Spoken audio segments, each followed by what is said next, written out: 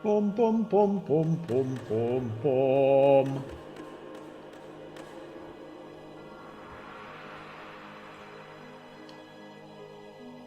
Pom pom pom pom pom pom.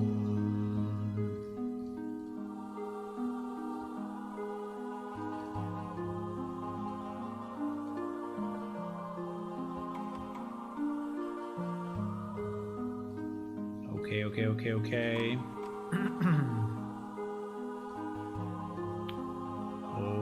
Okay.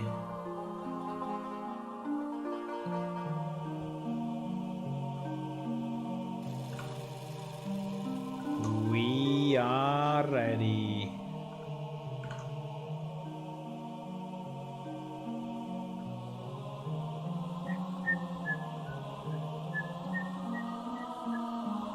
Pum pum pum. Pum pum pum pum pum.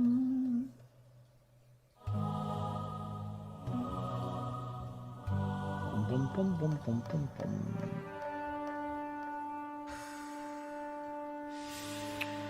Okay.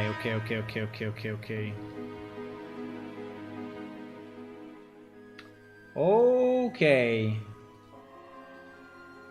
Hello, good evening everyone, and welcome to another stream of Playing Shift. Yes. But we try to improve our game. Yeah, we are trying our best. Let me close some stuff here. Today the second day of using Rider, actually. Yesterday was the first day, so we got a complimentary license of Rider, and I'm testing it a bit and seeing if I like it or not. And at the moment I have to say that I like it. It's nice. It's definitely faster than Visual Studio in a lot of things. The startup is a bit slower, but I think it's because it's really caching well all the information, and so you're basically paying the price once, but then when you develop, then you know it's quite fast. Also, I'm trying to learn the shortcuts because obviously they are different from Visual Studio, and so I'm learning slowly few things. Let me just change the music, and yeah, I like it. I think it's definitely increasing my productivity. I like a lot the jump between the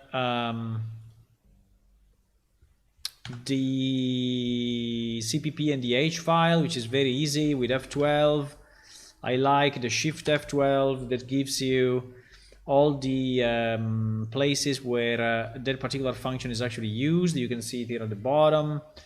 I like a lot the Alt Enter, which is providing you basically the context menu to what you should do to fix the particular problem.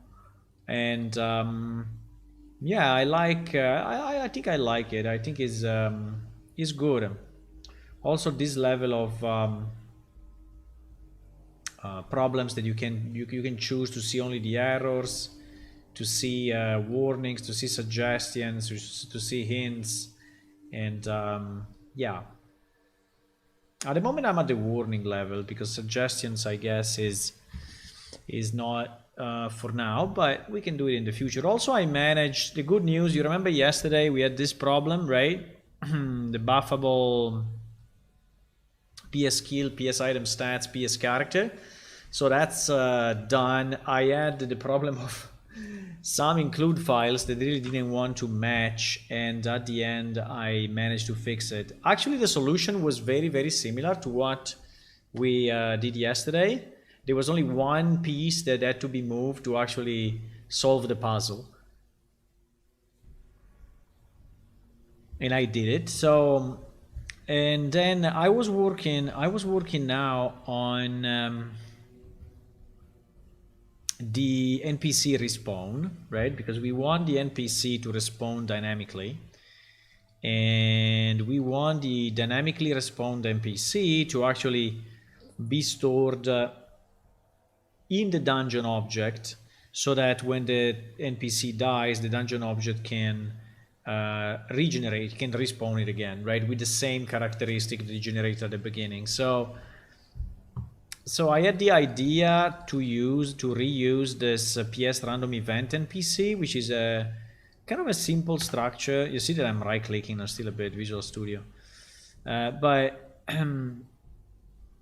so there is the structure, which is basically a definition for an NPC that still needs to be spawned, right?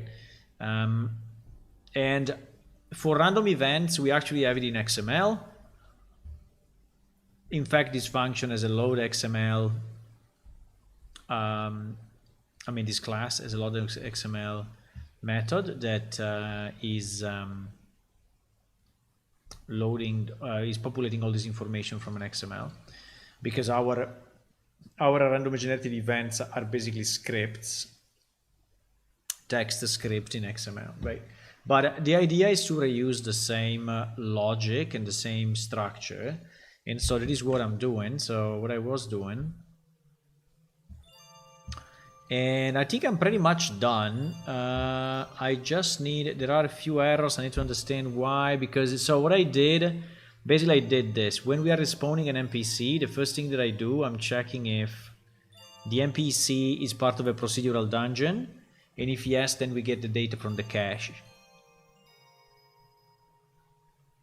And the data in the cache is nothing else than our PS random events NPC. That is the structure I showed you a second ago. That is stored in the dungeon object, right? And so that is the case, is a dynamic dungeon. If it's not, right, and then is a standard NPC, so basically tribes or static elements, then we do what we were doing before. Now, the only thing I was thinking is this spawn NPC, right? Because this spawn NPC is actually doing few things. It's doing, let me see exactly what it's doing, right? So it requires a sector, but okay, I think that's kind of fine. It requires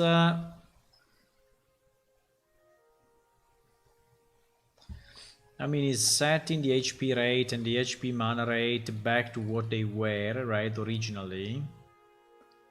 It's setting the location in world again to this location. I don't know if this really I want to do it, but I mean, is it really needed? Because we just reset our... Bah. I think it's a bit useless actually, but anyway. Oops.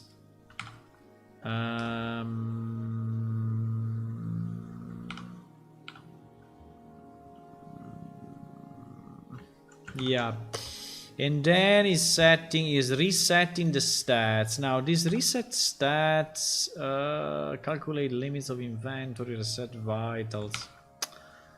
I don't know, I have the feeling that this is a lot of useless stuff if you have regenerated something from scratch.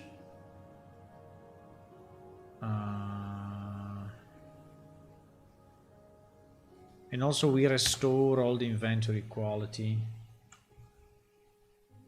Hello Arthur, hey, welcome. You want to try the game on Mac? Yeah. We have some Mac players. I mean, there are not many, but we have a few. So I know that at least I can tell you that it works, right?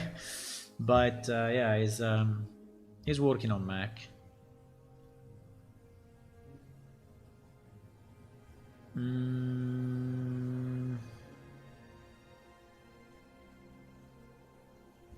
I mean, I think we can leave it. It's not a big deal. It's not a big deal. I think we can leave it in both cases. The only thing is that we need is, okay, we need the character data, and character data we have it because we generated wait a second. The spawn NPC is not returning the character data, eh? Why? I don't like that.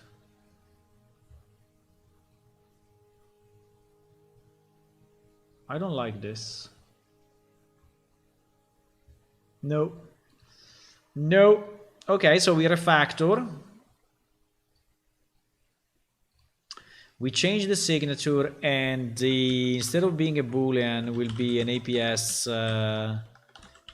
character pointer, right? And yeah, you see that he actually refactored it properly. So now we are going to return. So in the case that we have a problem, we return null pointer. And if everything goes well, we return NPC data, right? So now the only thing we need to see is where this is used, but we have a very nice, here in Rider, we have a very nice function down here. I mean window that allows us to see where it is called. So we see that it's called here.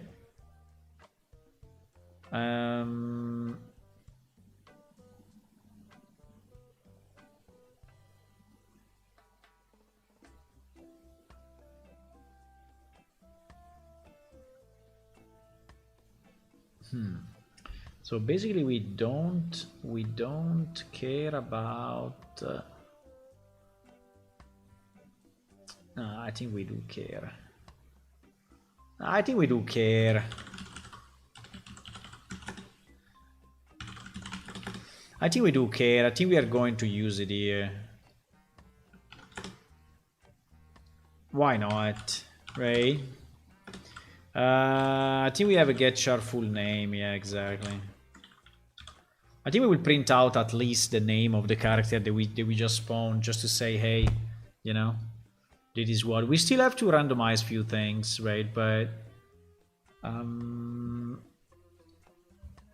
then the second place, right? The second place where we call spawn NPC is actually here, exactly. So here we will do character data equal to this. So now character data is loaded in both cases, right? So it's loaded in this case and is loaded in this case.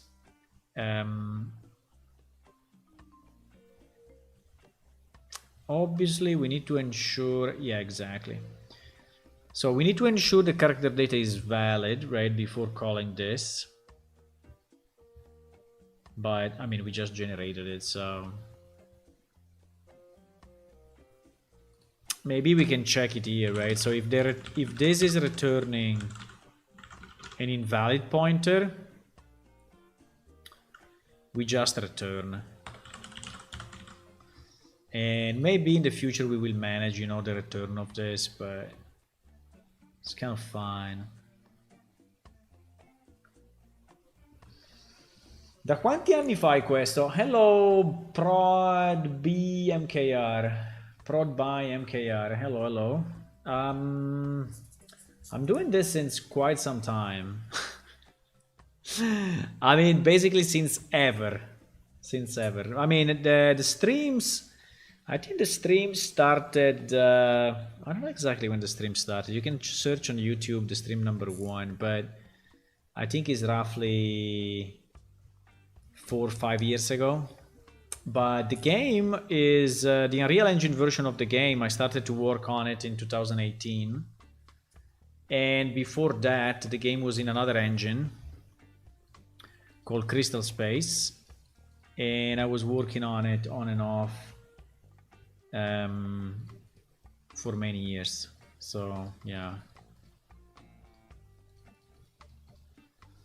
Are you self-taught? Yeah, in Unreal Engine for sure. In Unreal Engine for sure. But I did some... I mean, I went to the University of Computer Science. I didn't stay there too much actually, but but I did a bit of that, and so I learned there as well. But yes, pretty much, you know, Unreal Engine I just learned by myself, yes. Hello, Hula. So character data, instance, you know what, instance I think we don't really... Can we just say instance 0 and GG?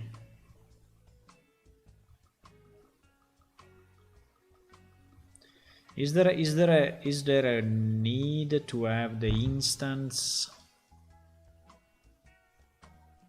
Because this thing is returning the instance, I guess. Right? Let me see.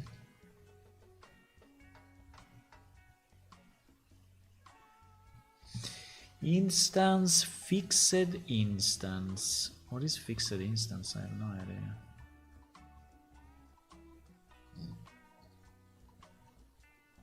Fixed instance? What? I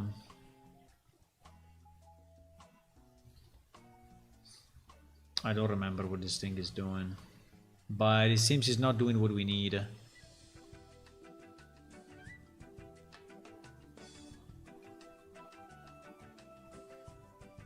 Ah, it's inside the... Okay, sorry. Yeah, we are inside the spawn rule. So the spawn rule is, it may define also the instance. So actually that fixed instance, I think is the... I think this one is loaded when we load the spawn rule. Pretty much.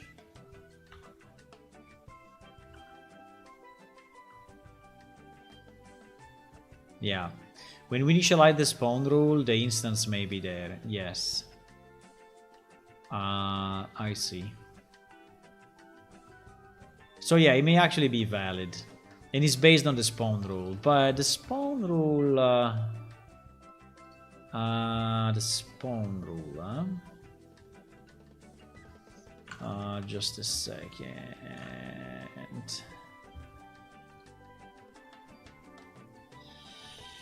The spawn rule. The spawn rule. I don't see the instance though. I think it's always spawning 0. Because I see X, Y, and Z, a rotation say... Ah, no, here it is, instance. Yeah, instance. Instance. And the yeah, it's there. Is here. Spawn instance 0. Yeah, it's always spawning 0, basically. It's always spawning instance 0. So, I don't know. We can load it from the database, but actually, at the moment, is always the main instance.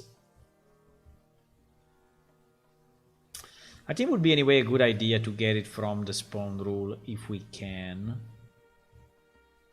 Right?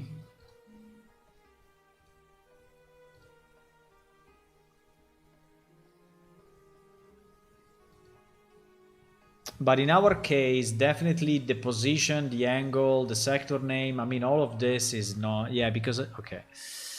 I think I will do this. I will move the instance outside. Do we also need the sector? We need the position, the angle, and the sector name. It's kind of annoying. So basically all of this needs to be... All of this needs to be outside of our thing. And...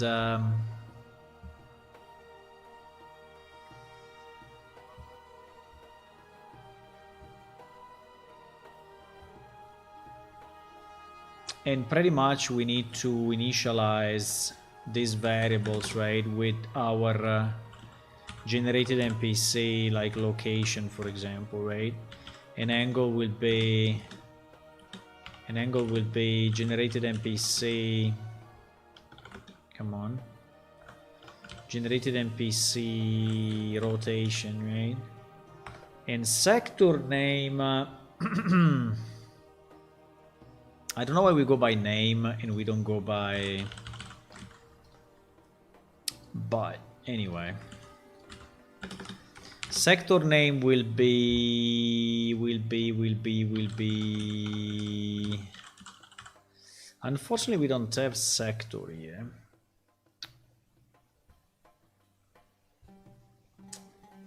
We don't have sector. We don't have sector.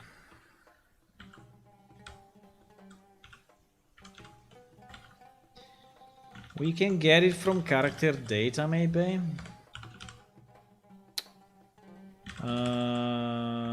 We can do this, even if get sector is doing... it's a bit risky because it's getting the actor location of the character, and yeah, should be okay.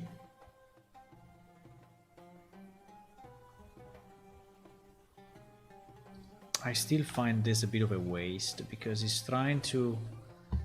He's reading again the sector by name and... he's reading the sector by name. While you see that in theory here we already have the real sector, right? So there is really no reason why here we have a sector name. We can just pass the sector info.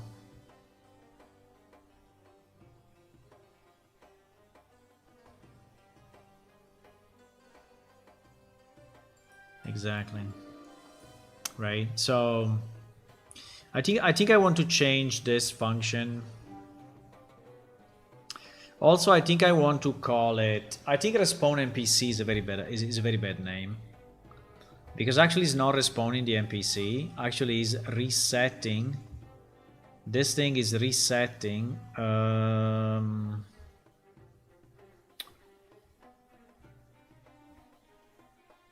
is resetting stats, inventory, and position. Yeah.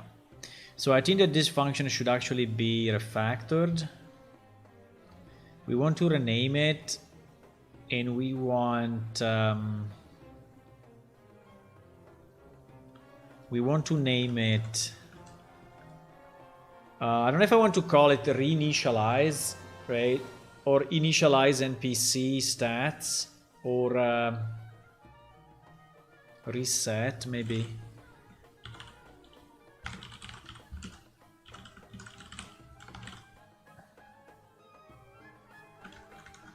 Something like reset NPC position and stats. I think will be a much better name.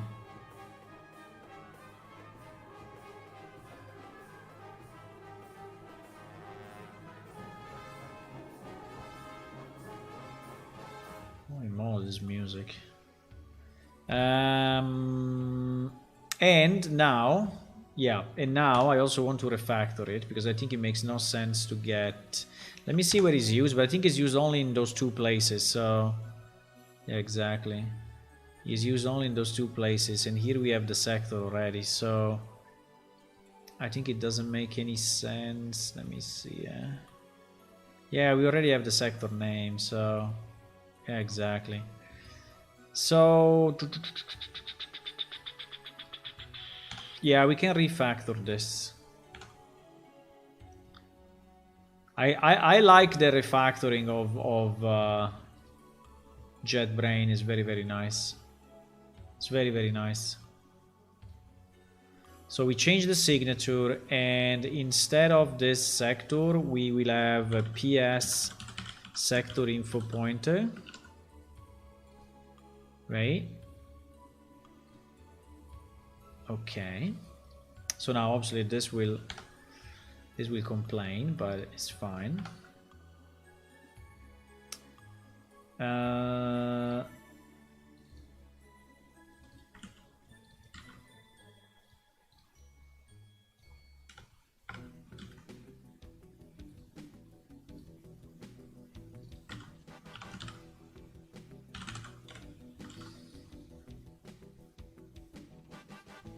Pam param pa pam pam param param pam param param pam param.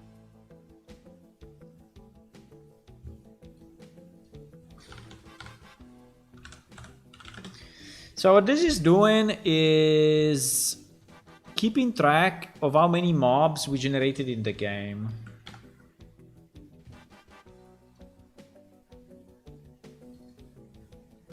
Unfortunately, this part is not very documented, so there is not a lot of information. You see that they are not, but pretty much there is number of NPC respawned. Now I don't know if it's including the initial loading or not. That I have no idea. I think no.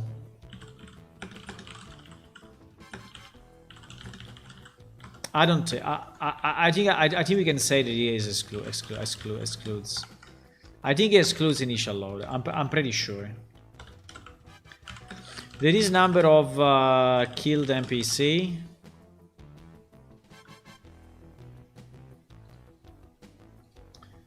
There is number of dead player. Number of player deaths. There is the number of items sold to merchants, and there is the value in in-game, let's say in-game currency value of items sold to merchants, because we have some statistics, you know, that are running for the game that is telling us, that tells us how much, you know, how much stuff people have sold and how many people died, how many monsters died and such. So it's just a way to understand, you know, the to understand a bit more of how often, I mean, how often these things happen and how active is the game and things like that.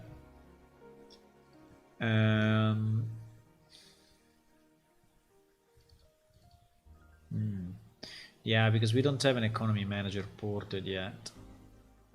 I think I would like to port it, but I don't know if I want to do it now, but I would like to port the economy manager. Yeah, maybe we can port it tonight. I don't know. It's something that we should do. I think it's a good idea. I mean, it's anyway something I want to have back, right? But anyway.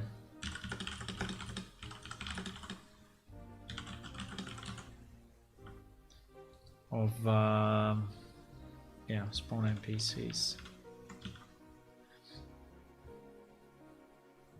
Okay, so now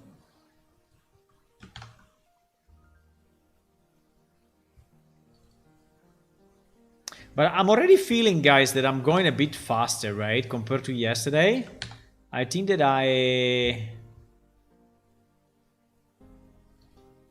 why saying that is because it is wrong? Okay, well, fine. I mean,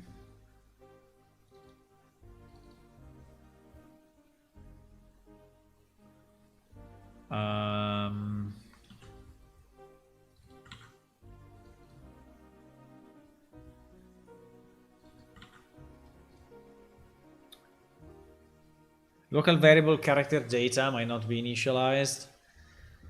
Well,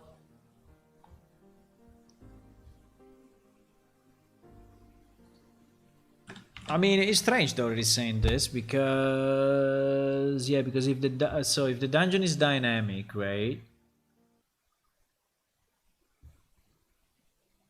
Yeah, we need to set it to, yeah, no, it's true.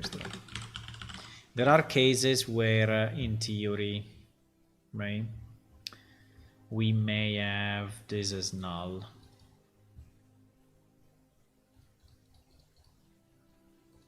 I think anyway, if we arrive here and character data is null, we can just return and GG. I mean, at this point, it must be valid.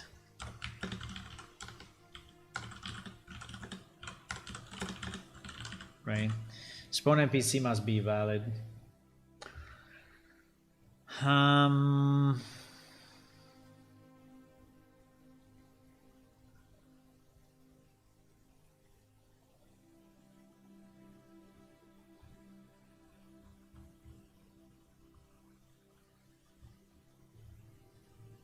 Okay. Is this used only? This is the only usage? Okay, nice. Okay, so we refactored that. So now we have, let me just see if we have everything. Character data, we have it. So instance, unfortunately here is instance default 0 or not? Instance, well, no, it's not. Well, there is a default instance. There is a default instance. I think I will do that. So at least we are sure that it's always initialized. So the position we set it here. The angle we set it here. The sector we set it here. Instance, position, angle, and sector. Okay, and character data. So this should go through smoothly. Okay, let's try to recompile and see what happens. Yeah, I really like also the breakpoints. There are these yellow thingies that you can generate with Ctrl-KK. So Ctrl-KK, you add it to remove it. And then you can navigate with Ctrl-KN. And I find it pretty good, right? So you can, so it's easy. I mean, I don't know if it's easy to remember, but anyway, I think it's, for now, I think it's easy. It's not too much stuff I have to remember to actually gain some speed. Because, I mean, we are spending a lot of time, you know, looking at the code. Consider that the code is already pretty much built. We spend a lot of time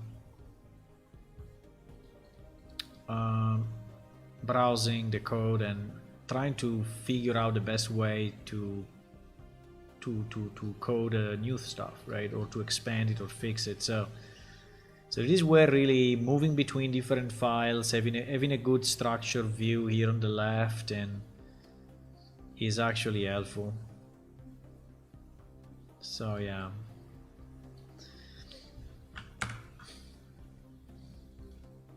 I don't know why this count is not separated.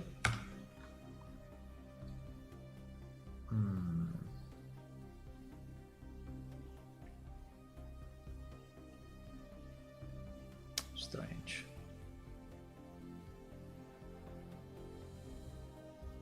Yeah, but refactoring functionality of JetBrains is pretty good. I like it.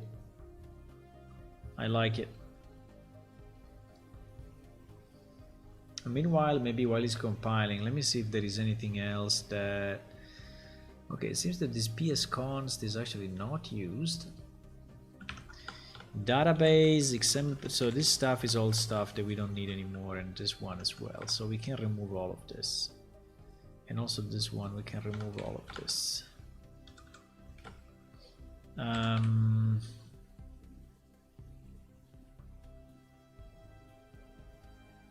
Yeah, the server status, I think we will have to put it back one day. So I will leave it there just because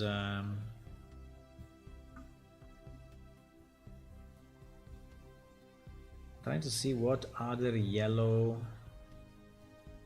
oh, it's a typo. Well, I don't know.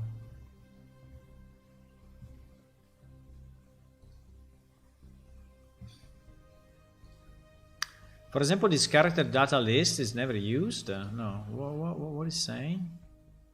It's reassigned in all the path before being read. So actually what he's saying is that it's not required, you know, that you declare it there. Makes sense.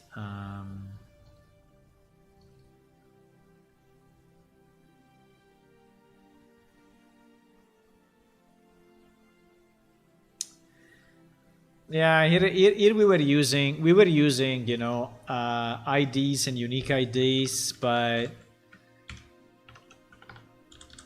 because in the old game the two servers were separate, so the NPC server, so basically the AI server was separate from the main game server, and so they were speaking between each other and they were sending IDs. in the messages. It doesn't like hate list. Clear hate list. Yeah, he's also doing a syntax check on the comments, which is cool. Like that. Seems there are more errors down here. Random gen, PS server, RNG. What was this? I think this was the random generator, but doesn't exist anymore, right? I think we don't have any more a random generator. Yeah, exactly. I mean, we have it, but we just use Unreal Engine functionality, so that guy can definitely disappear. Yeah.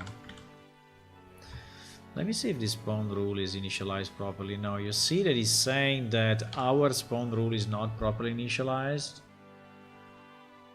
And I guess the reason is that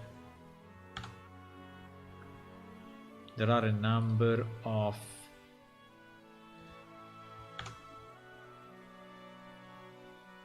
fixed instance, mean spawns distance, loot, dead remain time. I don't know if it's very easy for me to define now the values, but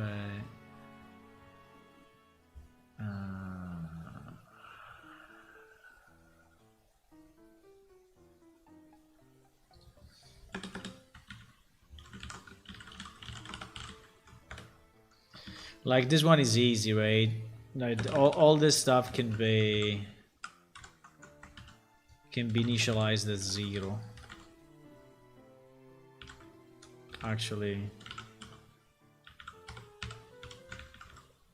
just to be sure that, you know, I'm going to do anything stupid. Millisecond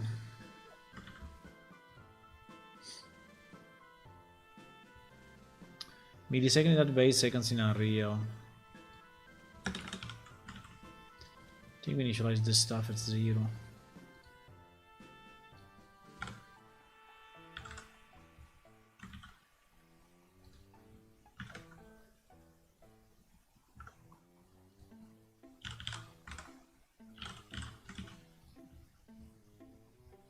Yeah, I like this hints and warnings, you know, of stuff that you need to fix. I don't know.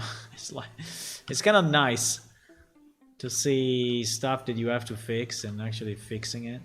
Let me see if now is a bit better. We still have a few, I guess. There is still loot.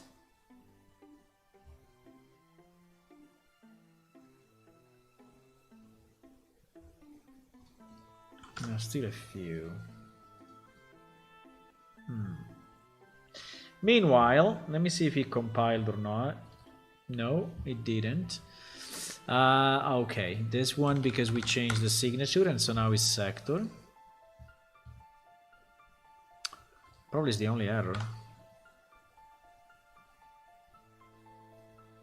If it's the only error, that's pretty good. That's pretty good if it's the only error.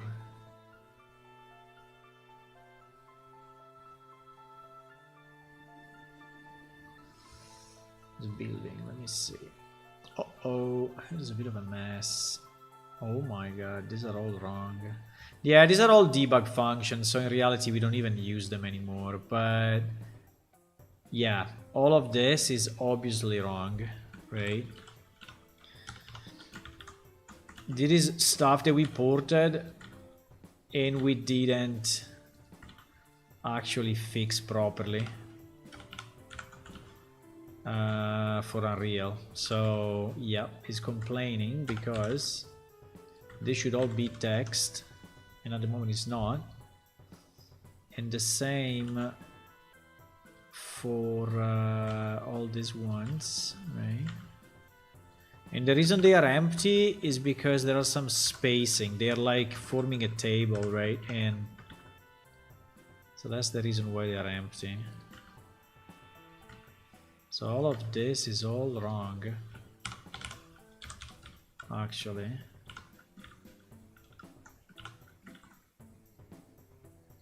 All those are actually wrong.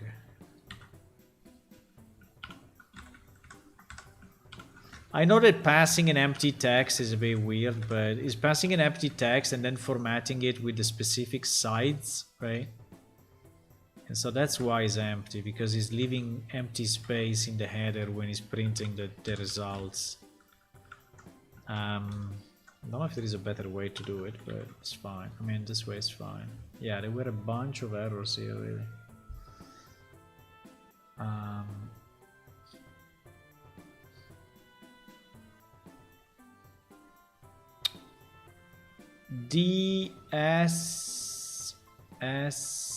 So it's 1 2 3 4 1 2 3 4. Yeah, this guy is that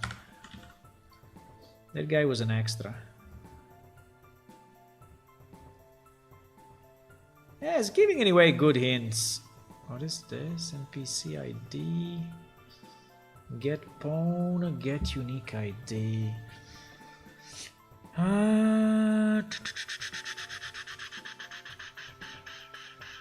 Well, get unique ID will never work, actually.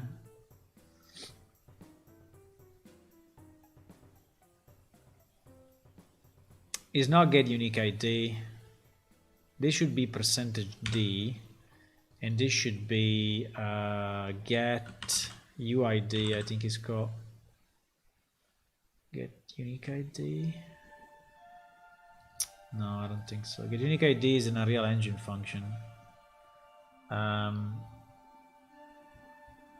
Get PID. Yeah, maybe get PID. Okay, get PID and then unbox. Okay.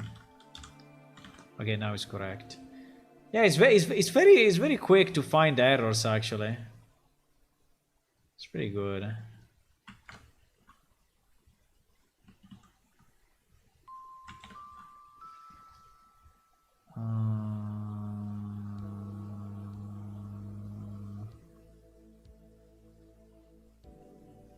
Okay, it's just an LLU versus, and all these ones are wrong as well. I mean, I don't want to, I mean, I don't know, we can just leave them, but they will actually come out wrong if this code runs, right? These are just debug stuff that we added. Yeah, just debug printouts, but actually, and maybe they are not even used anymore.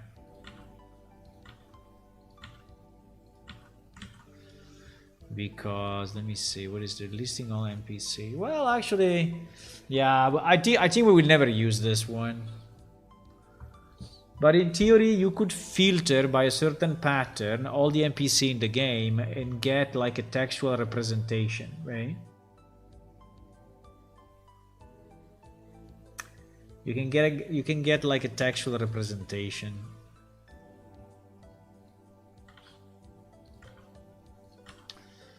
And all these ones are actually wrong, because they miss the proper text. These are all headers, right? And they miss the proper text specifier. Okay, but anyway, we recompiled properly, right? Apart from this additional changes that we can compile.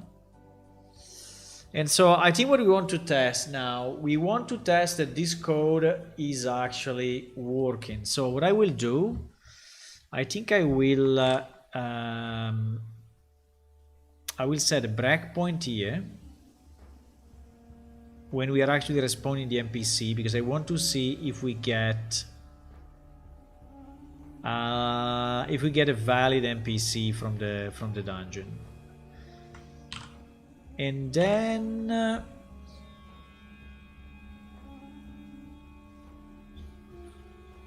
I think what I want to see in our dungeon start, when we add the NPC definition to the cache, right? So this is basically happening when when we place the NPC in the room exactly. Okay. So let's launch this in debug mode. And let's see if everything runs as expected. Because I did a lot of changes, But I think they are all safe, so they should. But now basically the way we spawn NPC is one function for the first spawn or for the subsequent respawn after death, right?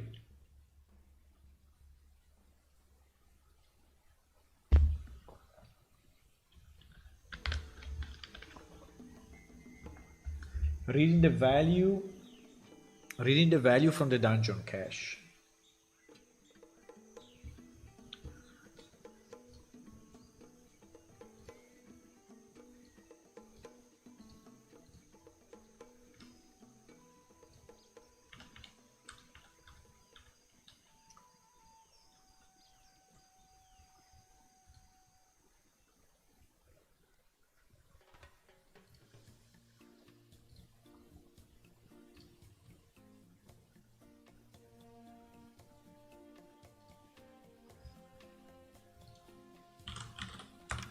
Is it up or not?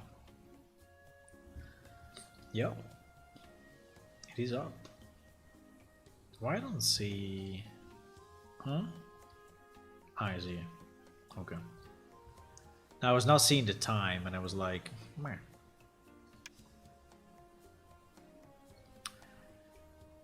Okay, so we want to generate the dungeon and see first of all that the server doesn't crash, right? There is the first spawn of the NPC. This is our cache definition, so seems to work fine. I think I can remove the breakpoint a second and just see that our server is not crashing.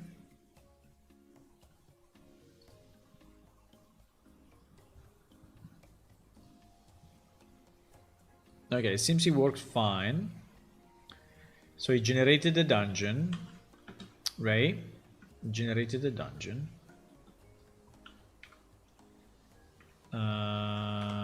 For some reason okay. So now we want to go down and we want to see, okay, apart from the traps, we are searching one monster. We need one monster. I think this is the beginning. Probably we have to go down. Holy moly. Ouch. Okay, it is one NPC. So at least the refactoring of the spawn of the first spawn works properly, right? So now we're gonna kill him, right? And I will just kill him with a command, which is easier. I don't want to fight or anything. So now this guy is dead, and in theory I could loot him, right, and such, but I think I want to change the E key for that NPC that is actually calling the loot window instead of the speak window, because I think if it's dead, it doesn't really make any sense to speak, right?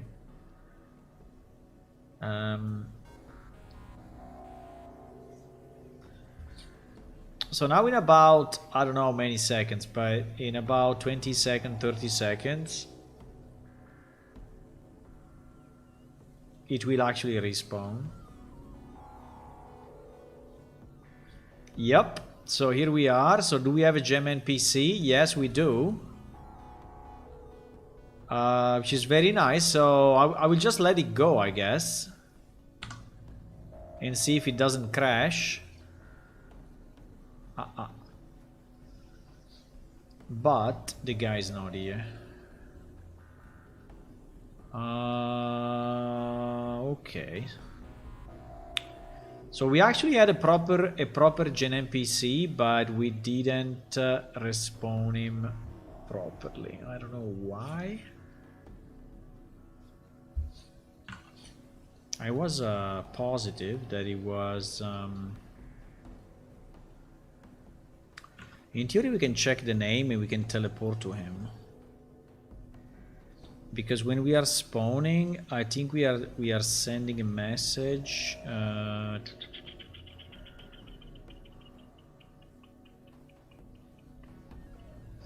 On ramp impervious coamty 0, position accepted, associated brain to NPC ID 500002. So if I say teleport me PID, teleport failed. So I guess he is somewhere, but he's not here. I think he has been...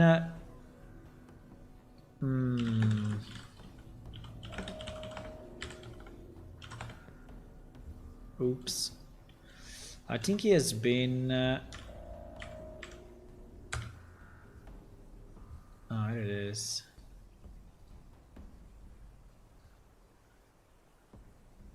Strange though. It's like if he's there, but he's not there.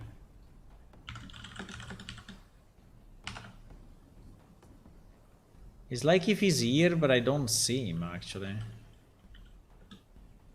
Which is kind of strange.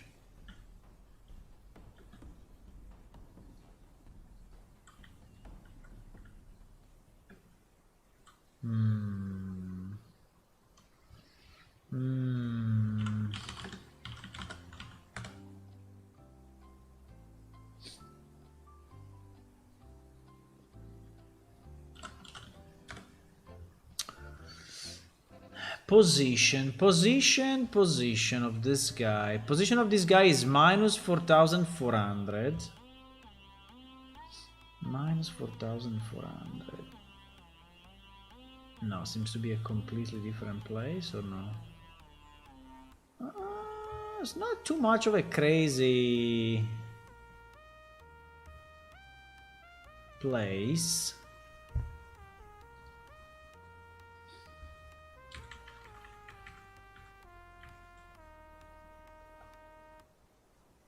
But if I do this, it's just saying teleport failed, right? Just saying teleport failed. Teleport failed. So actually it doesn't allow me to go there. The position is... Yeah, but anyway, I think he's there, but he's not in the right position.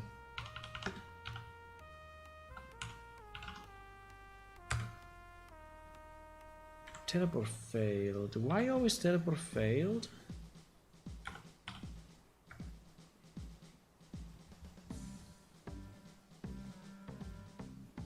Ah! There it is.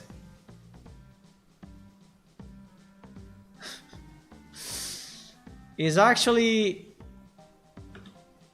inside the wall. Do you see him? It's like inside the wall for whatever reason. Yeah, the question maybe is why we teleported him there, but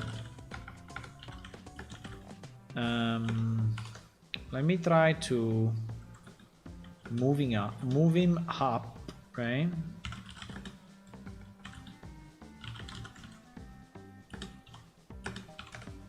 Yeah, exactly. Here is the guy. Here is the guy. Is he a valid? Is a completely valid object? Yes, it is. Yes, it is. Can I attack him? Yes, I can attack him. Okay, so it seems that it worked. The only problem seems to be the position, right? That we went... compared to the original position, we went down because like his position now is what? His position now vertically is minus 4794, while before it was 4981. So it was basically like 1 meter and a half, right? 1 meter and a half below. 1 meter and a half below. It's kind of strange though. Where are we getting? I mean, where are we getting this position? Are we randomizing it, maybe?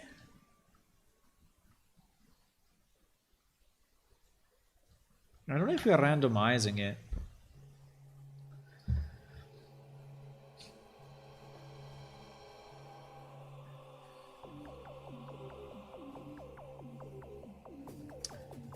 Spawn NPC, right?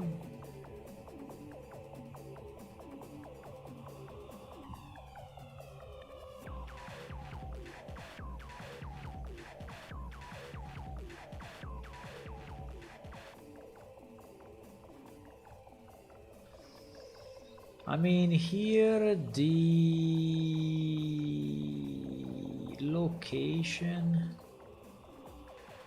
The location is this.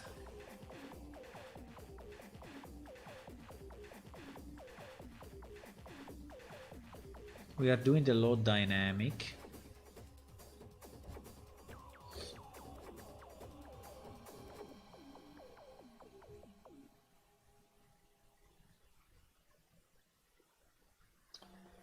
And then we are caching.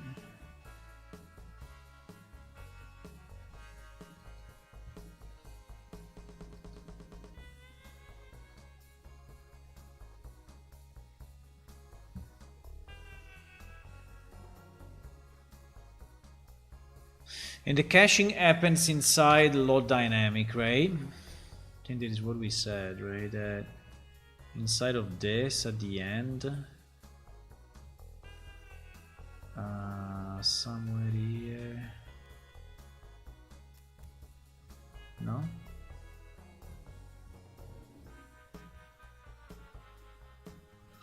I don't remember where I have the yeah, so this one is flagging him as dungeon dynamic.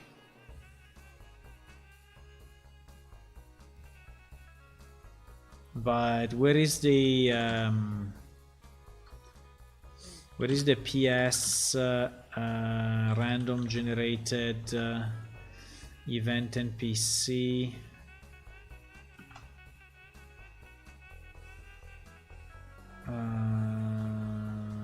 Exactly.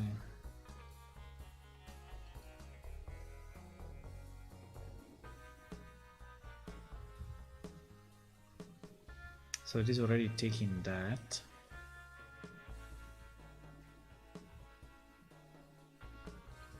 So this is the position. This is the position that we are getting, right?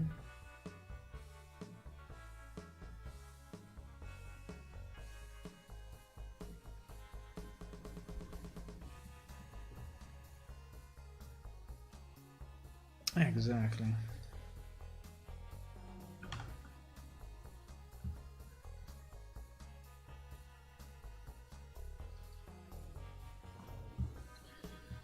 Spawn NPC. I don't know if this function at the bottom here, which is actually resetting the position, is randomizing things or is doing something weird, because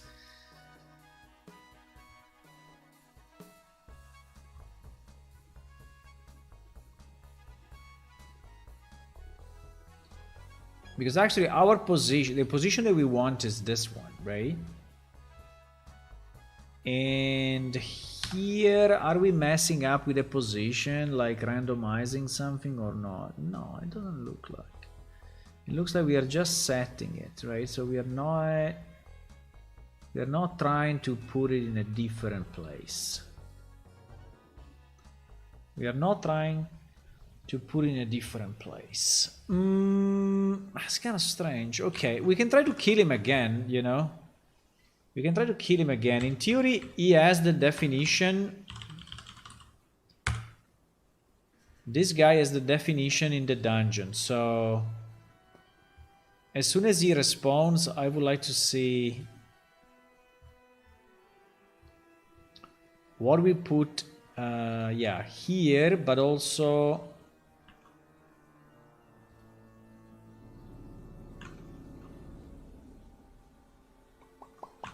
because here we are already reading it, right, from this. Okay, now it disappeared.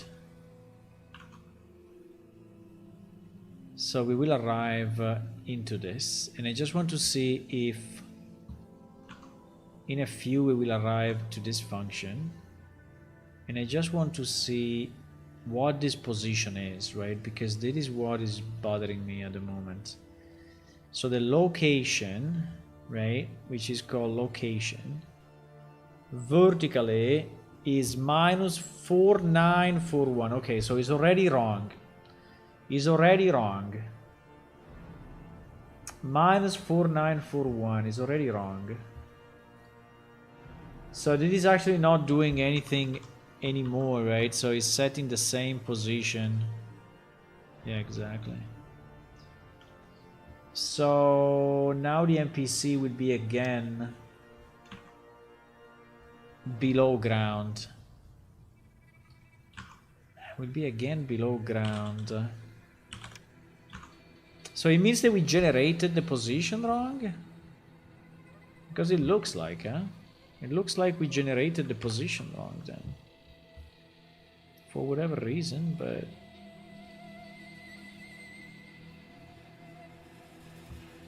So basically this position, right, is below... but I don't understand. Well, I mean, that position is actually on the ground. That's true. But when we spawn it, we... when we spawn it...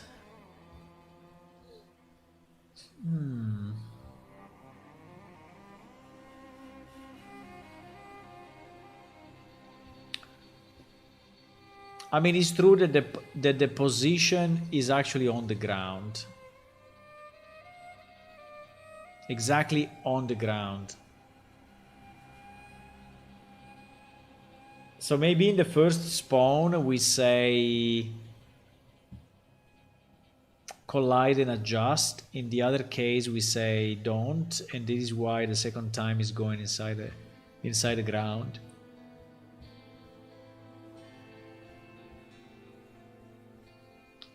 Even if we are using the same function now, right? This is what we said.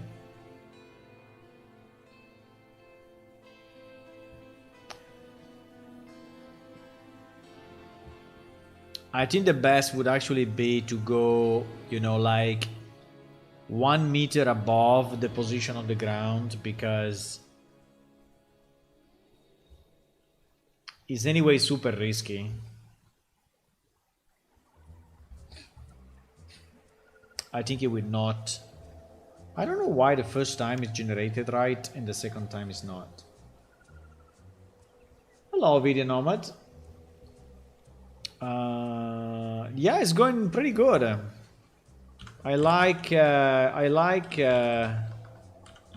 Rider at the moment. Yes.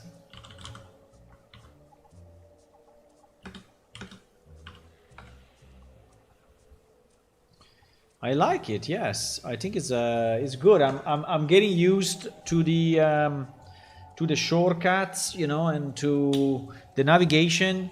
Also, I'm getting used a bit to just the interface, the position of the stuff, so that the search bar, you know. So I'm yesterday it was really like the first 2 hours, and I was a bit confused, you know, still adapting. But now I think I'm pretty good with it. I really like the hints that he's putting on the side. Like, for example, here is telling that since we have the return, the brake is completely useless, right? And that's actually true. So we can just remove it. And or for example, he's telling me that this variable is actually never used, which is kind of fun. So mad value loot rooms. Yeah, probably I never used, because yeah, it was an original idea. But anyway, you see, so I think it's very good. I think it's very good. It's telling me a lot of stuff.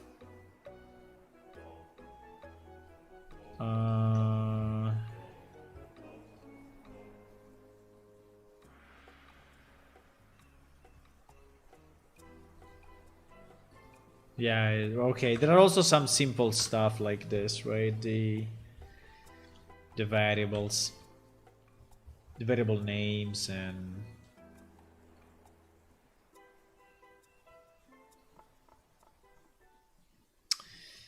okay. So I think that I suggest that without thinking too much, I would do this. I would just add. I will just add about 1 meter on top of the default position. You may say, why 1 meter? Well, because 1 meter is pretty much the sides of the capsule of most of the characters. So I think with 1 meter we should be absolutely fine. It will spawn up instead of down, you know.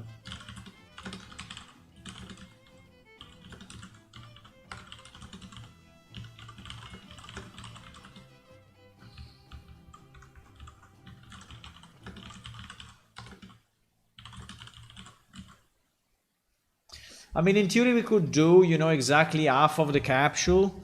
The problem is that we don't have the mesh yet because this thing didn't spawn yet. So we are actually spawning him here, right? So at this point we don't know yet. So we just have the position given from the room, right? But we don't know how big the NPC will be.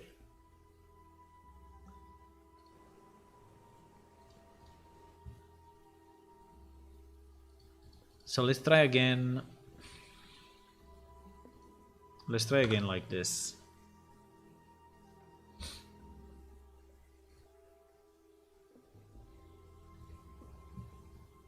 Yeah, but I like it. I think it's good. The part that is really different is the IntelliSense speed.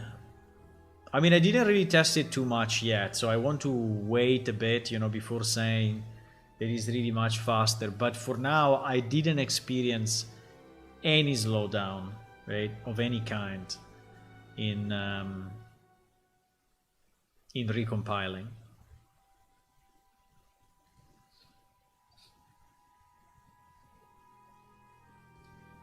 Spawnable, it doesn't like it.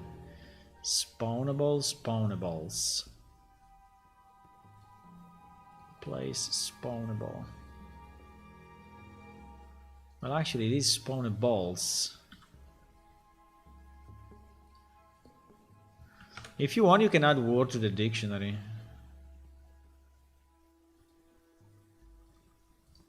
So he has a dictionary with all the words and is doing all the analysis and stuff, and yeah.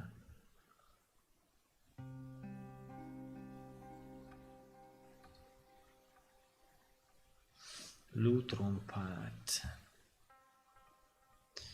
Yeah, if it's a name of a variable, I think he's reading it. If it's not a variable, you can do this. You can do this and cheat. Nice. Nice.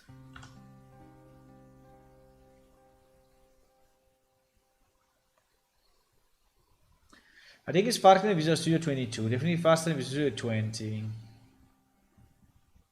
Yeah, 20 was impossible. I mean, I remember I was really getting upset, you know.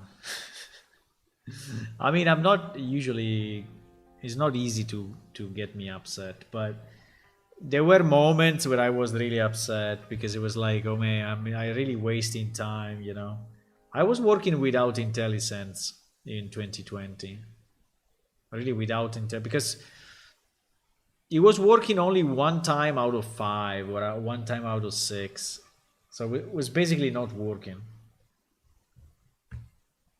While yes, 22 major improvement. I mean, really major improvement. But compared to Rider, I think there is no comparison. Because the problem with Visual Studio is that sometimes is losing it. I don't know, but it's like, so like you move between a class and another, you know, one time, everything goes fast, and then you do it again, and it's super slow. The same, you know, the same function, the same request, the same thing. So it's like if he's recalculating things all the time in the background, right? And so you're always working with a different data set. So it's like if he's a constant update. And I mean, one thing I saw though is the memory usage. Memory usage of Rider is way higher than Visual Studio. I mean, significantly higher. So like at the moment I'm in debug mode now, so it's not really. But yesterday it was because now the server is in debug, right? But yesterday was like 5 gigabytes plus 4, so it's 9 gigabytes of memory, right? Only for the IDE, right? And you can see I'm at 95% memory at the moment. So it starts to be kind of risky. I'm at 96. I mean, I have a lot of stuff running. I have the database running. I have 2 browsers running, Discord, GIMP. Like, for example, GIMP, I'm not using it. I could close it, right? dbeaver and old Visual Studio. Also, the old Visual Studio, maybe I could close it, right? I have this animated stuff, you know, so I really have a lot running. Yeah, I ordered the new RAM actually. I ordered it because because why not? I mean, I ordered it, so it should arrive tomorrow actually. The order is in, and tomorrow it will arrive.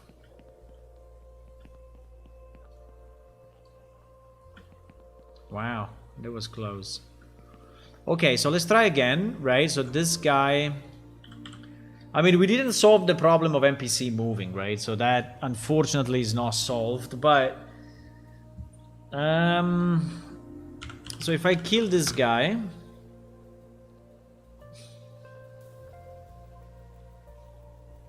and then I wait that he responds.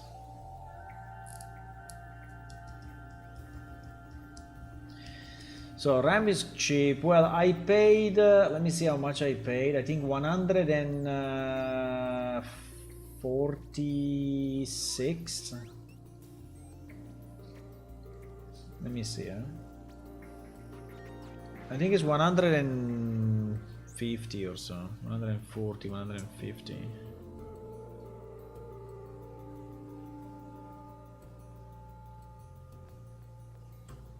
Is he respawning or not?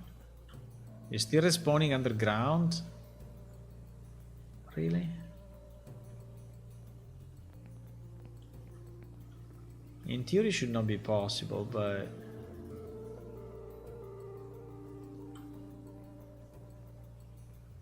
unless I did something stupid like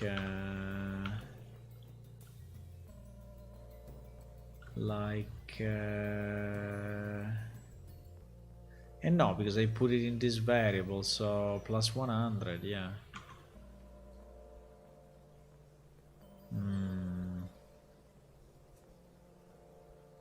It's not respawning. Or anyway, it's not respawning in the right place.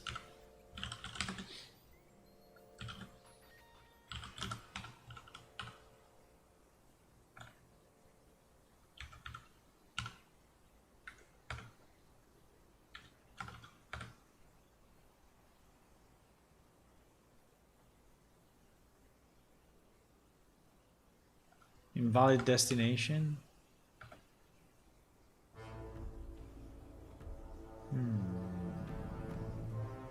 It didn't respawn. It didn't respawn, boys. Why?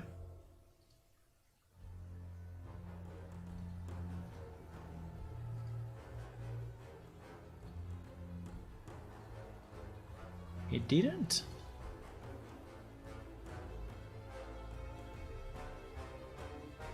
Character PID 5001 is no character entry.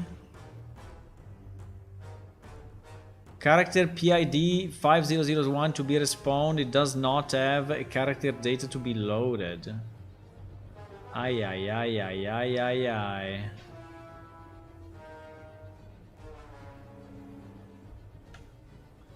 Wait a second. I mean, it worked before, so why is it not working now? It's kind of strange, huh?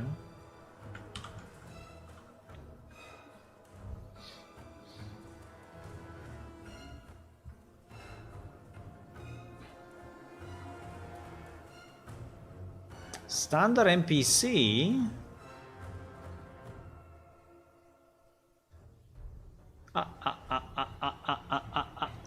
Why we went into standard NPC and not into dynamic?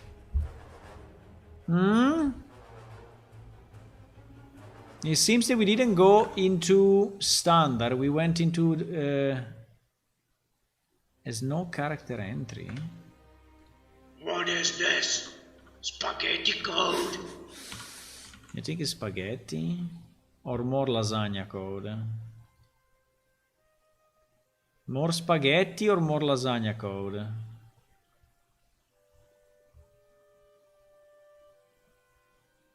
Load character data.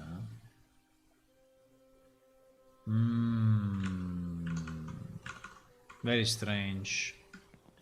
Is there another one of these guys? Yes, there is another one of these guys. This guy. Who is this guy? This guy is 50000. 50000. 50000. So when we reach that's very strange, but anyway, when we reach this point, right, the respawn NPC, we are reading here if we get the ID, right? So 5000. Let's try to kill this guy. And let's wait that he responds. Hello, NJM. I got a new spaghetti pasta called Grando Italiano. Never heard of it. Grando? No, Grando. First of all, Grando is not an Italian word. It must be Grande. Grando is already wrongly written. So it sounds a bit like a fake. But it may also be a last name. It could be a last name. So if it's a last name, maybe still valid. Let me put a breakpoint here because we need to see if he's going through dungeon dynamic. No. We already skipped it. No.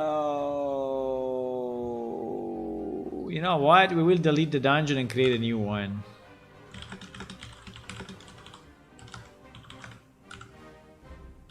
So we also test the dungeon delete after all the shit that we did. Uh-oh. And in fact, we crashed. And in fact, we crashed.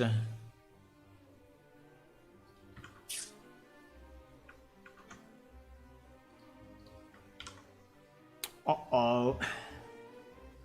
Dungeon start 265. Delete dungeon. 265, delete dungeon.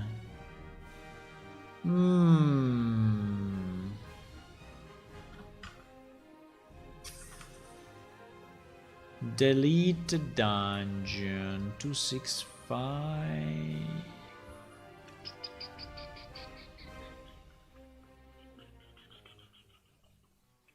Wow. NPC instance was not valid. So like the actor was destroyed already for whatever reason. Ah, because we are never removing. Oh, yo, yo, yo, yo, yo, yo, yo, yo, yo, yo, yo, yo. Ah, okay. Sorry. Okay, so yeah. No, on this one we cannot do it like this, huh? Ah, yes, but it's a weak pointer actor.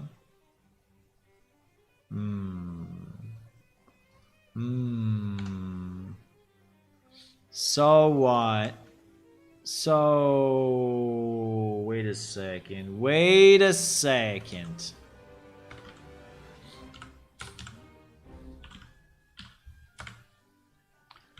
I think I should do this. Right? I should check if it's valid, because if this array is not really we are not removing from this array when NPC are getting deleted, are getting destroyed. So he may have an invalid pointer. So if he has an invalid pointer, we should not destroy it again. Because here I think we tried to destroy it again. Yeah, we tried to destroy it again and it was already garbage collected.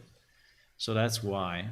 Okay, that's a good fix. So something that we had to do. I think with the with the loot is probably the same. Because you can pick up a loot, right? You can pick up a loot while you cannot pick up a door. I think with the loot is exactly the same. So we need a T-weak object pointer of actor. We have to do exactly the same.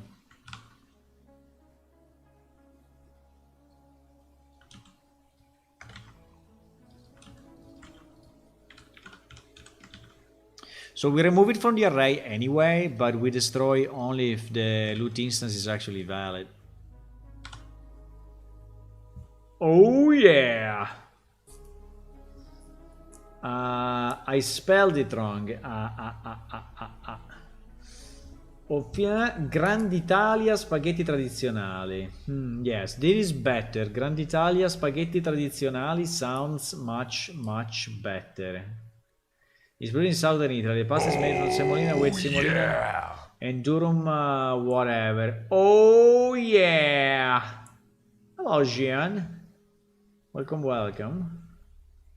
Grano duro. Yeah. That probably Grand Italia spaghetti. Now I don't know it, right? I don't know it.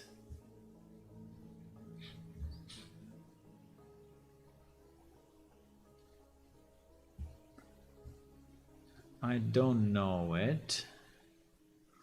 Grand Italia spaghetti tradizionali 500 grams. 500 grams, $2.99. Yeah, it's okay. $2.99. I mean, I don't know this particular brand, but the price is okay, and the and there is a bit of history down here.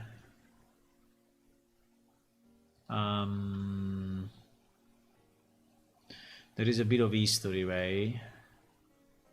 So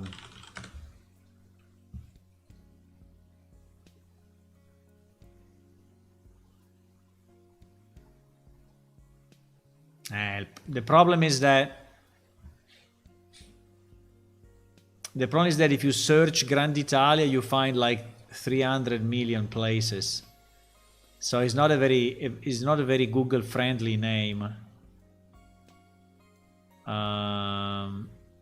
It seems to be popular outside of Italy, like Dutch food worldwide, or like in Germany. It seems a brand that, probably given the name, you know, is selling more outside of Italy than in Italy.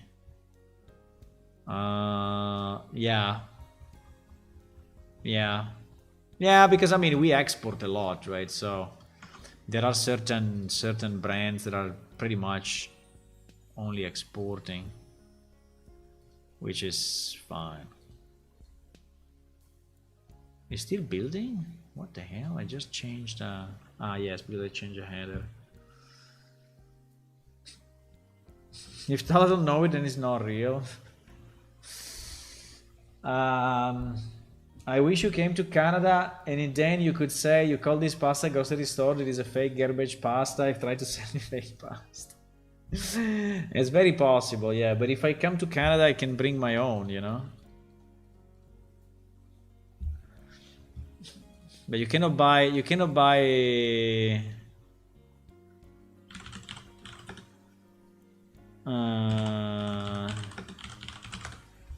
Vancouver shopping online. The best 10 online shopping in Vancouver. Okay. New Balance. No, but for food. Vancouver food shopping online. Order food online. Is this in Vancouver or where? Quinto Merken, Mink or Merken? Walmart Canada? No. Farm Table Market. Buy grocery online store Vancouver. Online grocery shop in Vancouver. Shop now. Search product. Barilla. Barilla. Zero Barilla pasta. No way. Impossible to get. Okay, pasta. Oh my god, what is this shit? Konjac better than pasta? There's nothing better than pasta. How can they say better than pasta? Vegan penne? No, vegan penne, no, please. Nature pasta organic fettuccine. Yeah, it seems it doesn't exist actually. Vancouver online grocery store. Ay.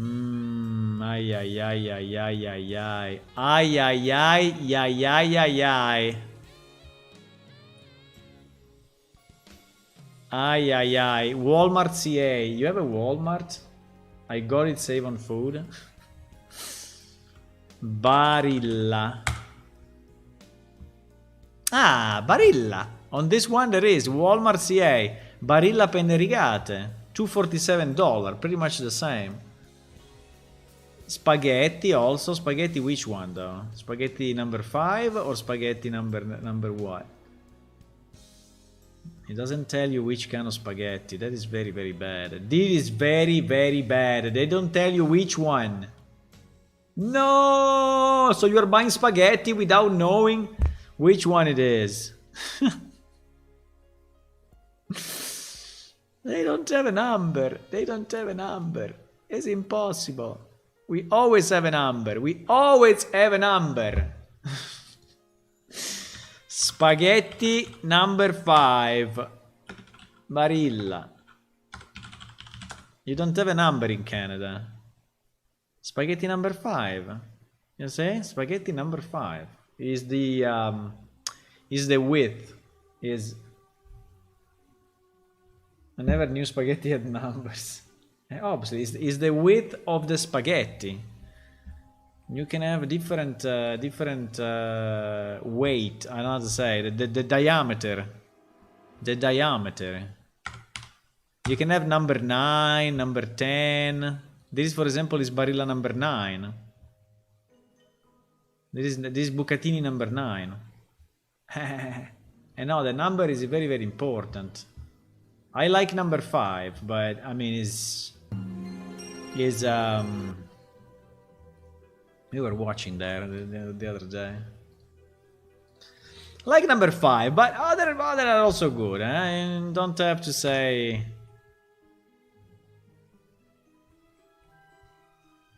Is luck based? Is luck based? So you go there and you find like a 42 pack or a 31 pack. No. 410 grams, why not 500? No, usually are always 500. At least in Italy are 500 or 250. Or 250. Do you want to hear spaghetti number 5? I have it here next to me. I always keep spaghetti number 5 next to me.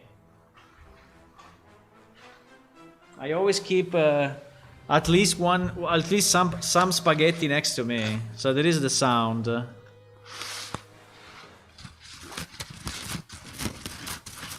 It's hard to. It's hard to. I mean, the sound. Well, I can do the sound on the when I drop them. Well, drop them on paper.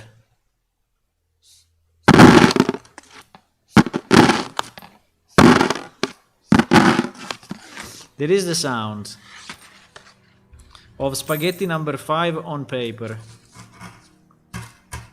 And it is on glass.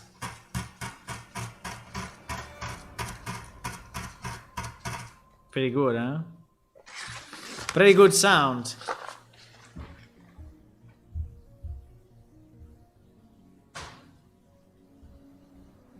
Spaghetti number 5. It's like Mambo. It's like Mambo number 5, but better.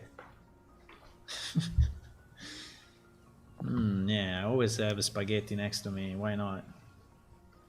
Always keep spaghetti to be happy.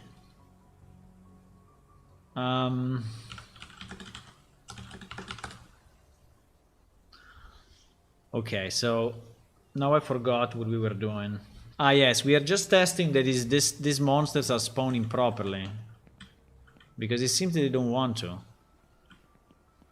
I mean, the second time they don't want to spawn properly. Why? So like this guy, right? This guy is who? This guy is... Okay, we have so much data, which is insane. 50004. Okay. And he has a specific brain. You see, brain, dungeon generation NPC, because this brain is not a permanent brain, it's a temporary brain. So yeah, exactly. So now what? Now if I kill him, what do we want to see, boys? Ah, yes, we wanted to see this, right? We wanted to see this. Is dungeon dynamic? Yeah, this is dungeon dynamic.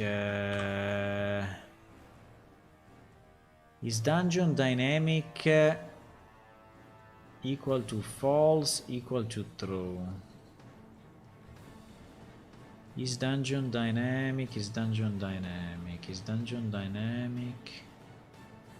Respawn event trigger. Exactly, right? So we are triggering...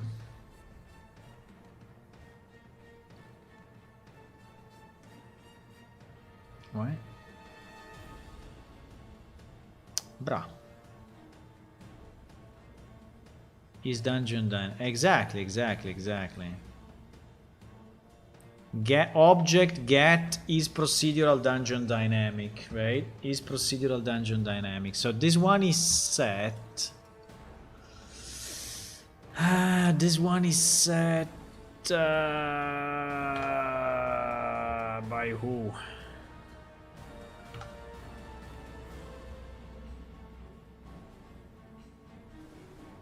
Yeah, this one is set by spawn NPC, dungeon start, spawn NPC, right? Exactly. So it must be true. There is no way it's not true, I think, right? But it seems it's not. For whatever reason, we are losing this data. Oh my god, I made an achievement. I made an achievement, boys, by killing this guy. There was a complex, complicated simulation of how spaghetti breaks. You should never break spaghetti, please. Don't break spaghetti for any reason. I'm saving for the apocalypse, yeah. That pasta is actually pretty good. Huh? I hope you like pasta. Pasta is the best. Also pizza, but pasta. We are waiting this guy to respawn. Okay. Is dungeon dynamic? You see that it's true? Exactly. It's true. Fantastic. Exactly like we wanted. So why the second one was not? Position minus, come on, 1456. And my client went, no. Ah, is here. Maybe the second time doesn't work. Because the second time... the second time... mistakes were made, The second time...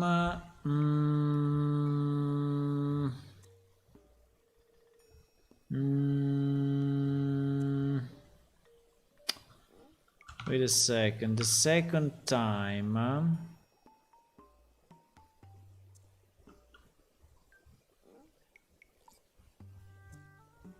no, it's the same function. It's the same function. It's the same function, so he's setting it all the time. It should always be true. Always. You want to kill it again? I can kill it normally this time. If I can. It doesn't see me, so it cannot attack me. Because I'm invisible. I am the invisible man. I am the invisible man. I am the invisible man. You were taught to break it. Oh my god. Never break spaghetti, please. Never break spaghetti. Never break spaghetti. Never break spaghetti. Never break spaghetti. Why don't Italians break long pasta before cooking? We don't, because it's made this way. Then otherwise we would have made it. We would have made it broken already, no?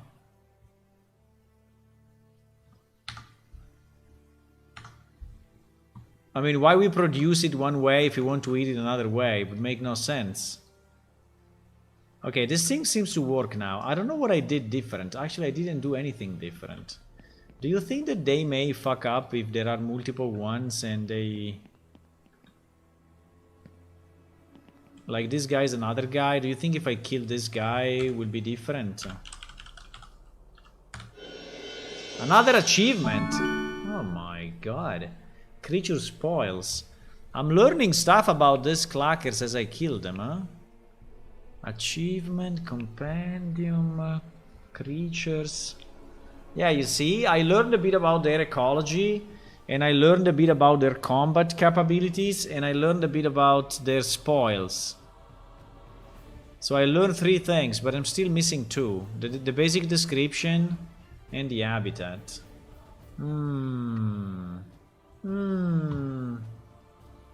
Here it comes broken from the factory. No, it's impossible. Spaghetti is always long. No, it's impossible. Come on. Don't say that. Dungeon dynamic true. Exactly, dungeon dynamic. Exactly. No, it is working. Maybe it's not working with the other type of creature, because we had 2 creatures types, right? We had 2 creature types. Now obviously I'm getting only this one. I think here we are going back to the beginning, yeah. Okay, let's destroy this dungeon and let's create a new one. Let's destroy this dungeon. It's very small, by the way. Why small? Ah, we're generating 10 rooms. Okay, good. Yeah, it's correct, it's correct. It's correct. So let's delete the dungeon and see if it doesn't break. Okay, it doesn't break. Fantastic. And now we generate it again. No, I'm falling down. Okay. And now maybe we search. Wow, long corridor, boys. Look at this. Let me see it from the beginning. And now we're searching maybe the other creature. But there should be no difference because the creatures are just a mesh. So, well, they are a bit more than a mesh. But let's say that... No, you have to go that way.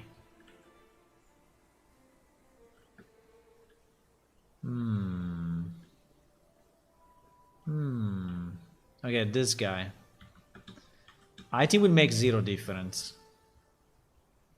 I think before we were not deleting properly the array, right? And so we got some bad information. That's why. We got some, you know, stale data. There was garbage collected, and so we read like wrong memory, and we got... Does this guy have any loot, by the way? Oh my god, there's so much loot. Where is keeping all these falcons? I don't know.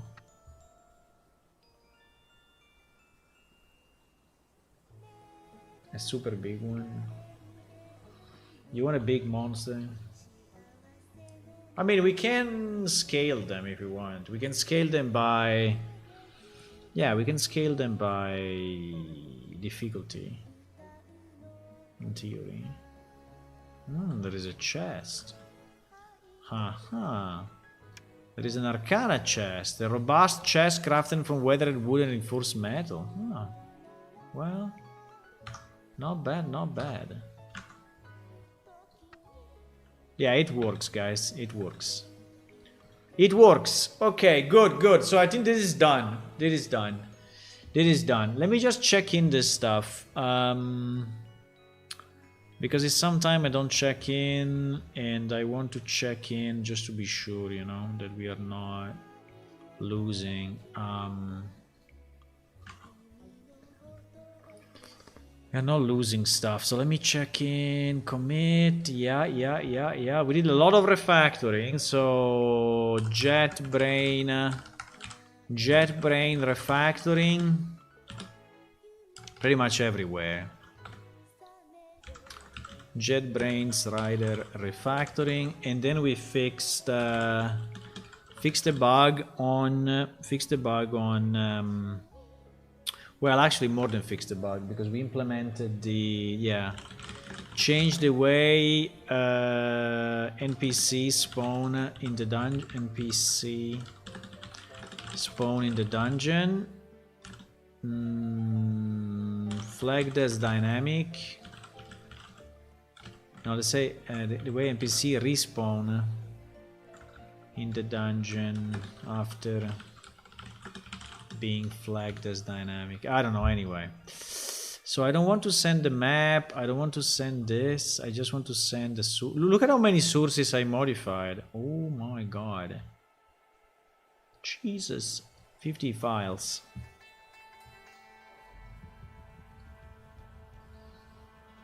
Not a monster, a super dungeon.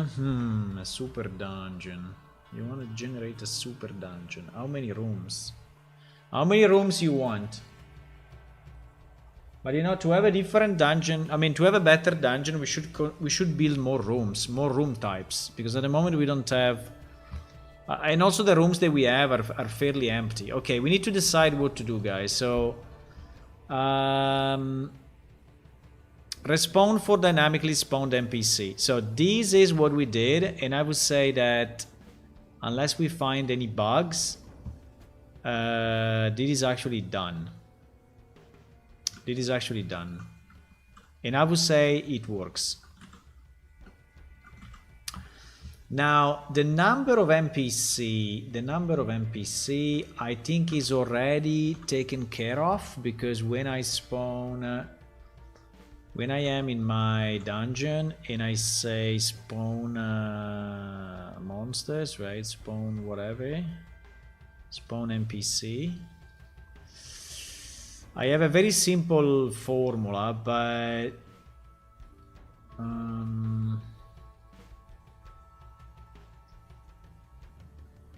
yeah, at the moment the formula is super simple. It's just a randomization based on the position,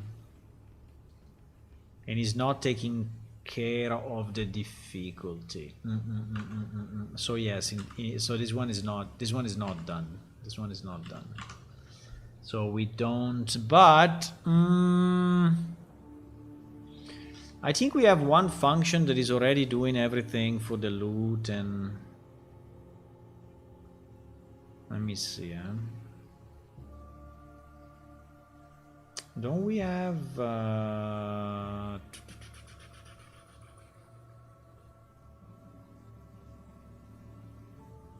no? I know, because the loot is created anyway. The loot is created anyway.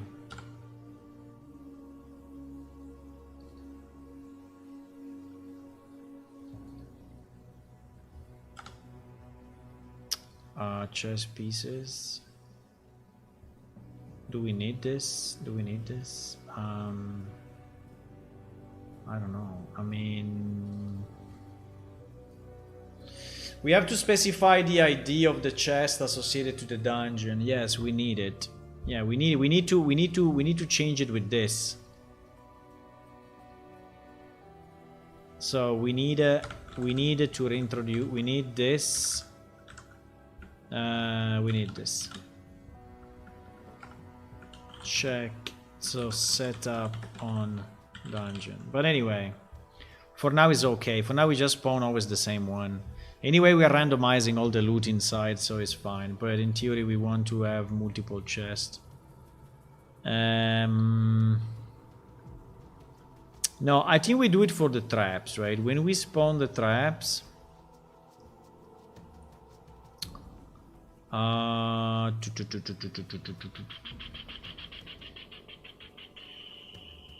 Why I cannot find it? Because it's not called. It's place traps in the room. Okay.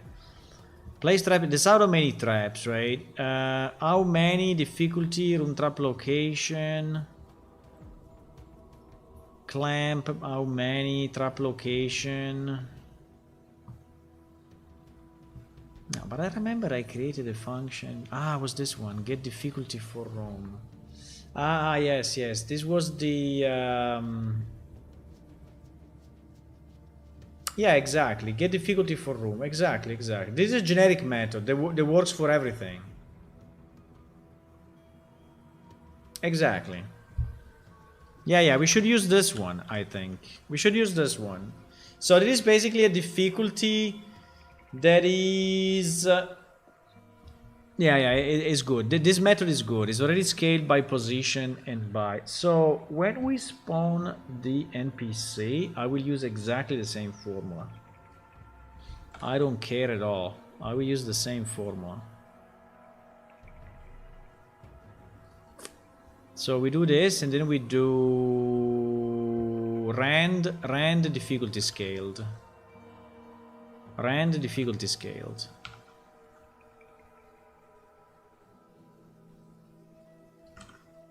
Exactly.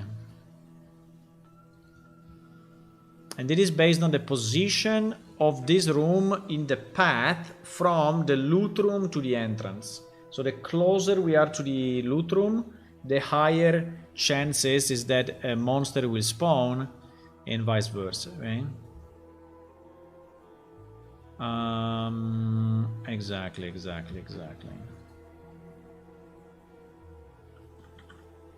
So I think it is good. So I think the number is okay. I mean, it may not be perfect, but it's okay. Then the other problem is the strength of the NPC, right? The strength of the NPC, because we need the strength. The strength, I actually have this. I have get HP and mana by difficulty, get HP and mana by difficulty. You know what? I think it should be again by difficulty scaled, which is already taking into account difficulty and position. Exactly.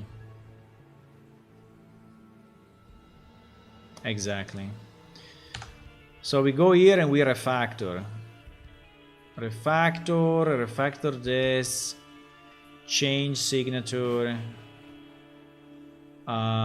difficulty, we call it difficulty scaled, and it is actually a float, and it's going from 0 to 1. And we do the same with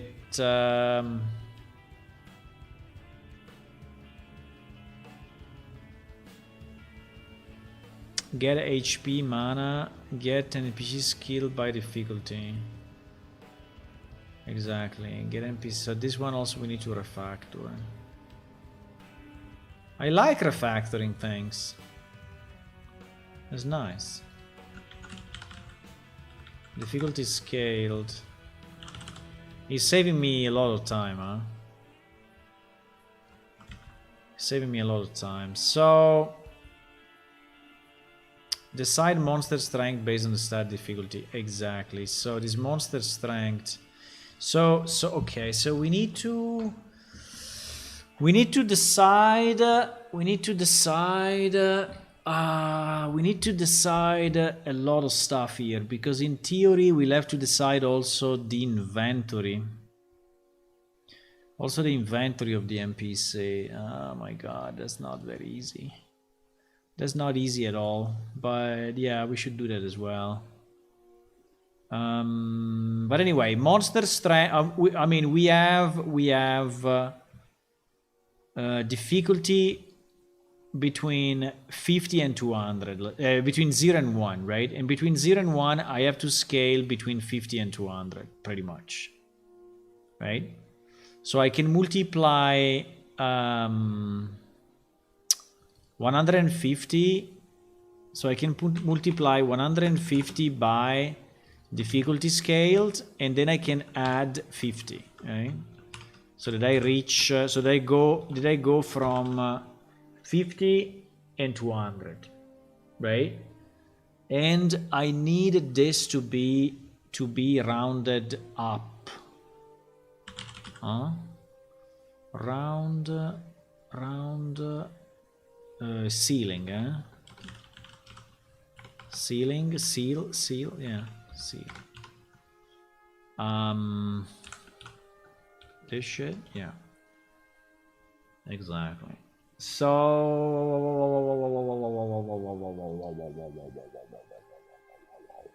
okay, so basically now all the stats will be the same, which is a bit, it's kind of lame, but it's fine.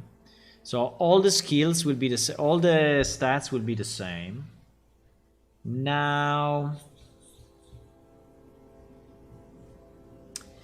based on the monster, we will have also to set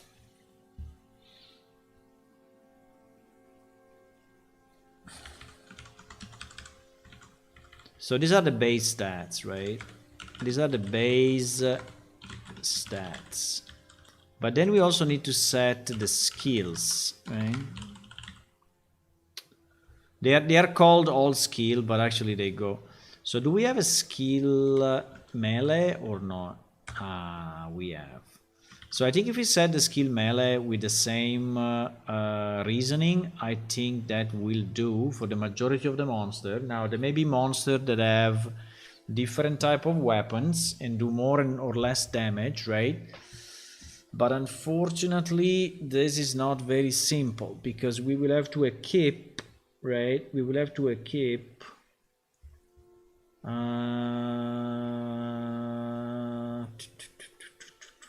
well, but I think the Coamti as a base already has a basic weapon, right? So if that guy is it true? Is it true that that guy has a weapon? I don't think so. I don't think so. No, it doesn't have a weapon. If I don't give it to him, it doesn't have, because I mean, we have for the monsters that we, yeah, but we don't have for these guys. So the monster does not have a weapon, boys. She's not very good, huh? She's not very good. Place NPC.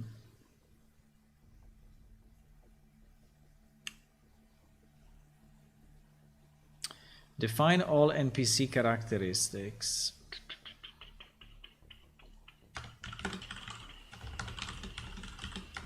So here we define an HP and mana. Here we define base stats and skills, right? And then I will have to define equipment, right? I will have to define equipment. Ay, ay, ay, ay, ay, ay, ay. Ay, ay, ay, ay, ay, ay, ay. Ay, ay, ay, ay, ay, ay, ay. Equipment, I mean, we have inventory here, which is... no.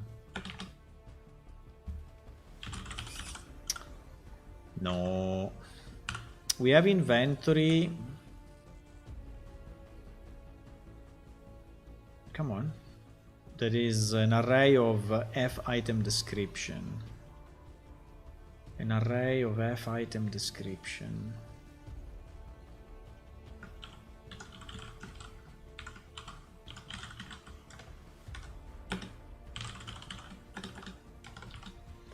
So we need another function that is get NPC inventory by difficulty.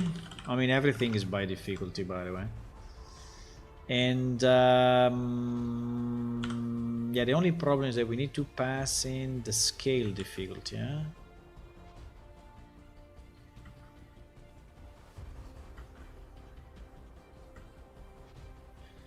We have to pass in the scale difficulty, yeah. Yeah. Create member function. Yeah, create member function. Uh-oh. STD initializer list. Huh?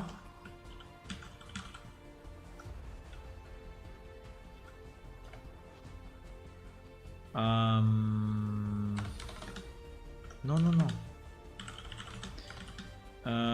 Returns the items. The inventory. Well, let's say the weapon, right? The weapons equipped, to be equipped by this monster, based on dungeon difficulty, right?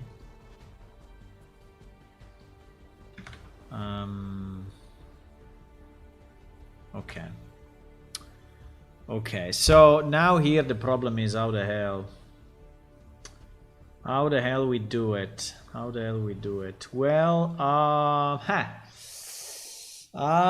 okay, let me see. How the hell we... No, it's not that hard, but it's not easy either. So we have a bunch of default weapons, right? I just don't know if I have them also in the dummy database, but in theory I should have.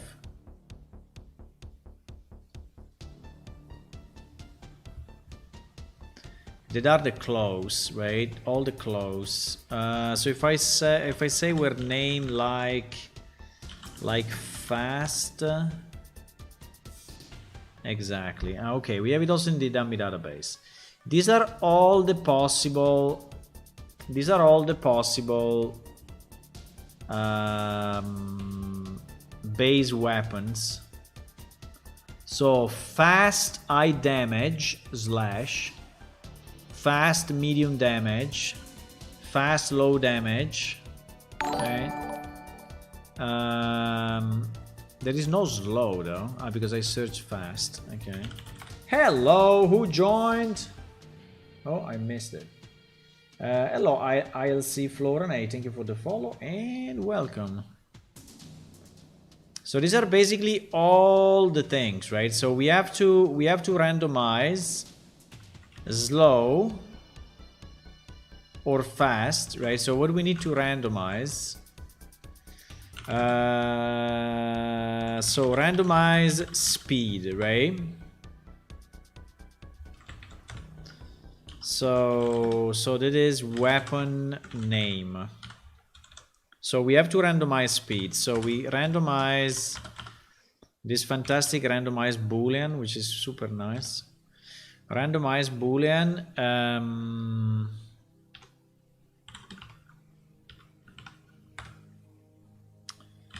So weapon name equal to fast. Otherwise, weapon name equal to slow. Now, but do we want to randomize Boolean or we want to randomize difficulty? No, we need to randomize difficulty, not Boolean. Not Boolean. Why I'm saying Boolean? Not Boolean. Why Boolean?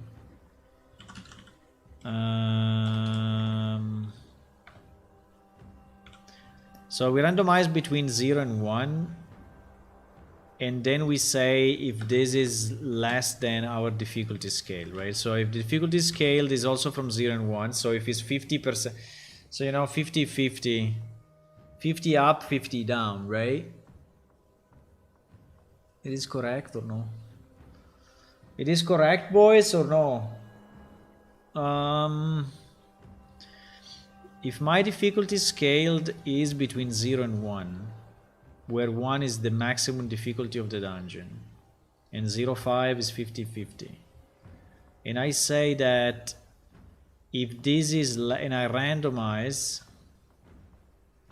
No, I don't think I want to randomize. No, let's not randomize. Let's just say if difficulty scaled is less than 0.5, right? So if it's less than 0.5, we go slow. If it's more, we go fast, right? That's it. Okay, yes, good idea. So it's not randomized speed. There is weapon speed. Now, obviously, this is for creatures that do not use weapons like swords or other stuff, right? So this is for creatures that are actually attacking manually, right? So weapon speed, okay, nice. Then we have to randomize. Then we have to choose the high, medium, low damage. High, medium, low damage. So how do we define this? High, medium, or low damage. So we just do 30%? Probably yes. Do we want to give it a bit of randomness or no? No, I think anyway it's already based on the position of the room, so people will not actually figure it out. I mean, it's like impossible. So we can say if difficulty scaled is greater than 0 and is lower than 0.33, right? Then our weapon name is plus whatever space and then low damage, low DMG, right? Else, if our difficulty is between 0.33 included and 0.66, right? We have a medium damage. And else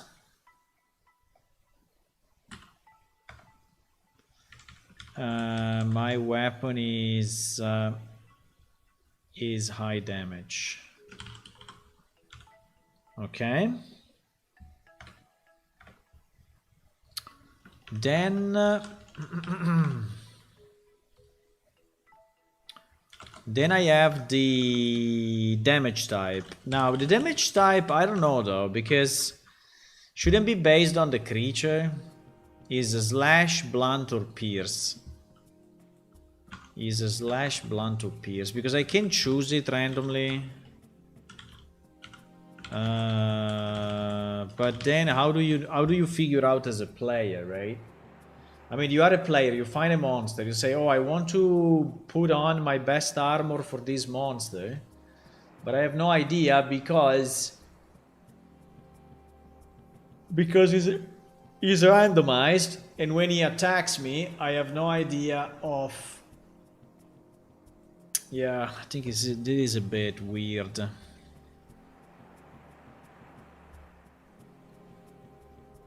Because usually it's based on the race of the monster. But in this case, we are randomizing the monster type and we don't know up front. Guys, I cannot make it perfect, so I will just make it okay, right? So it's fine. We will randomize it, okay? Randomize damage type for now. It's okay. If we want to improve it in the future, we will improve it. But for now, we randomize, right? So we need to randomize... we need to randomize...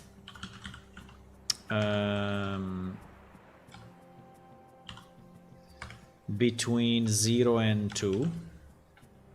Right? Damage type. And so we can say if damage type equal to 0, then our weapon name will be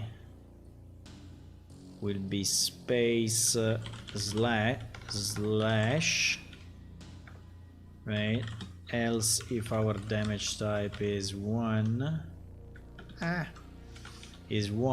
right? Our weapon thingy will be blunt, and okay, else, let's say else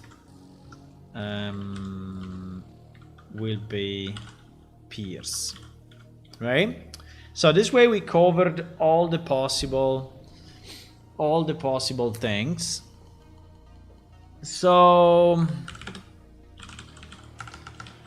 generate a weapon name, right? Generate a weapon name by all this stuff. Now that we generated the weapon name, we need to get the actual item, right? Get the actual item from our friend. We have a big friend in this game, which is Cash Manager. Cash Manager is our big friend. Get item by name. Get basic item stats by name. Exactly. So, and this will be our weapon name. Now, if we don't find it, I think is a problem. There is a PS item stats pointer weapon, right? Now, if weapon is not valid, I think we need to say, right? Because it's really a problem. If weapon is not valid, we need a U log or whatever. Is an error actually. So it's a fairly big error. So cannot find weapon while loading NPC. We don't have the NPC, fuck. Anyway, dungeon, procedural dungeon NPC. I think it's fine. What happened? Okay, so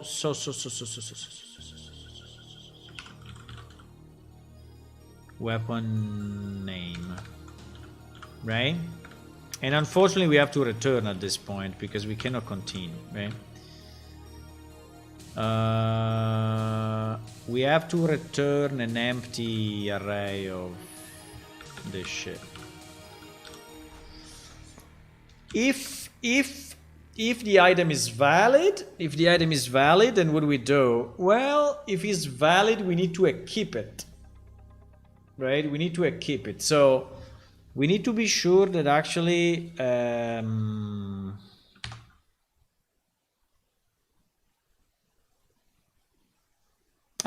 we don't equip it, sorry. We return this and then we will equip it when we load the thing. Hello, Kindred Games. Hey, thank you for the raid. Hello everyone. Hi. 39 people. Hello. Hey, thank you a lot for the raid. If you want to know, guys, what I'm doing, I'm working on an MMO which is called Plane Shift. And there is a screenshot from the game. There is the main city, there is a fountain, there is an arena. On the back down there are some houses, trees and stuff. And yes, our game is an MMO, is made for fun and research. It doesn't have any specific commercial aims, and you can download it for free. It's already released actually. So we ported it to Unreal Engine some time ago, and you can download it for Windows, for Linux, and for Mac. And at the moment I'm working on, if you want to see some screenshots, unfortunately I don't have a lot of screenshots here, but anyway, I don't know, this is like when we were attacking this guy. These are the new trails for the weapons that we added. Hello, hello, thank you for the follows. Hello.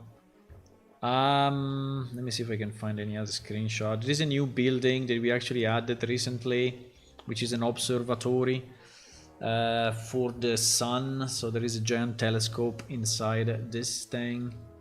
And there are I was working on tribes few releases ago, and this was the tribe that was expanding. And let me show you some other screenshot. As you can see, the graphics are not really, you know, AAA game like you say, but you know, the reason is twofold. I mean, on one side, it's very hard for us to create high-level art and with very high quality, because it takes, you know, an infinite amount of time and resources. And on the other side, but we also want to keep the, you know, the minimum requirement from the game very reasonable, right? So you can play the game with a fairly old PC at the moment, and so yeah. Anyway, thank you for the follow and thank you for the raid, really. So tonight, let me check a bit. What do you do? Kindred Games. I'm not very good at names, so maybe I was following you already. Let me see if I'm following you or not. Yes, I'm following you already. You saw my videos. Ah, you're building these things. Thank you for watching. I'm hoping to have more out soon. I'm hoping to have one out on Friday as well. No, this is not you. No, this is not you. This is you. Swords and Magic. Yeah. Now I know exactly who you are. Okay. I know exactly who you are. Yes. Yeah, I was following a bit what you were doing. Absolutely. Absolutely. Yeah, so what we were working in these days is basically a procedural dungeon generation. So I want to be able to produce dungeons dynamically, and actually we are kind of able to at the moment, right? Maybe I can show you, if this compiles, I can show you at least one generation. Yeah, I rated you, yes. I think I rated you. You played Plane Shift? Wow. Oh my. Ah, yeah, I remember. Yeah, I remember then. Yeah, you didn't know the game, but you said, oh, what is it? And then you got kind of interested, and so you downloaded it. Okay, nice. So what we are doing, we are generating a randomized dungeon with a technique that is made of pre-made rooms, right? So we have the pre-made rooms, we have connections, we connect one room to the other, assuming that the connection point is compatible geometry-wise, right? So the same entrance, and then we populate it with doors or gates at the intersections. We populate the loot, we populate the traps, and we populate the monsters, right? So at the moment it's still looking a bit empty. Let me move a bit of you guys out of my face, including myself, by the way. Yeah, okay, this is better.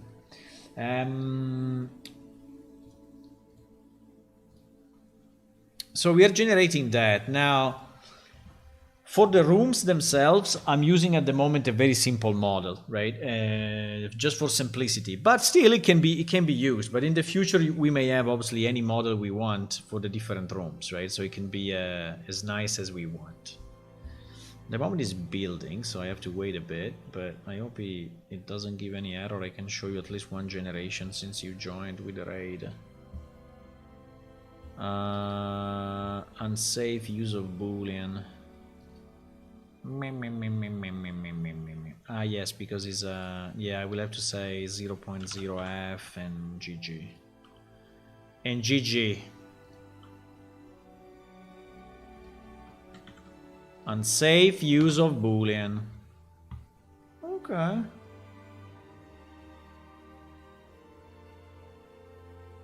I think you have to. You're sure? The game is free. You can download it and play it. And yeah, I mean, yeah, it's not the best game in the world, I know it, but you know, we built it, so, and you can always improve.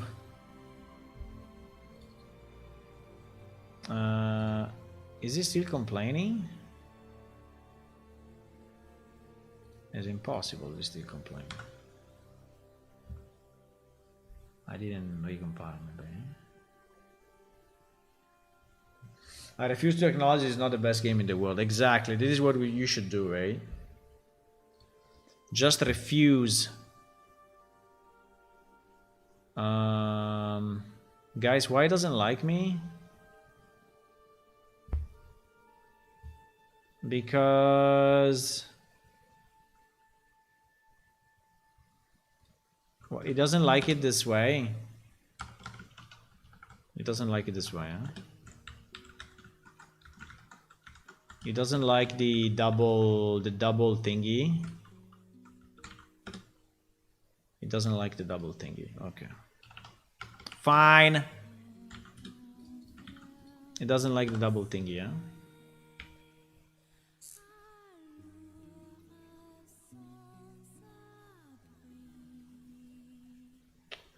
So now okay, so now, yeah, because we were in the middle of something, right? We were in the middle of this, so for now, let me just return empty, and it's fine.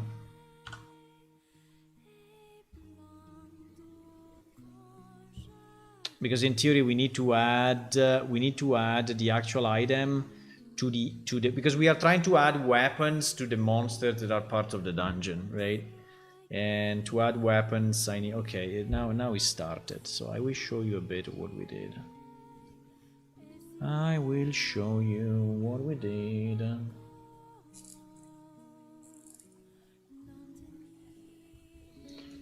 Anyway, our game is a game with a lot of history because we have been you know, making this game since a very long time. So we actually been one of the first free MMO in existence. Long time ago. When I was young. When I was a young tiger.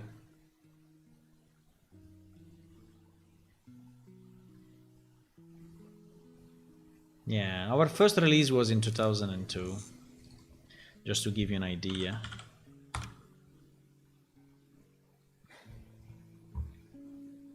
Our first release of the 3D version of the game was in 2002. But before the game was a 2D game.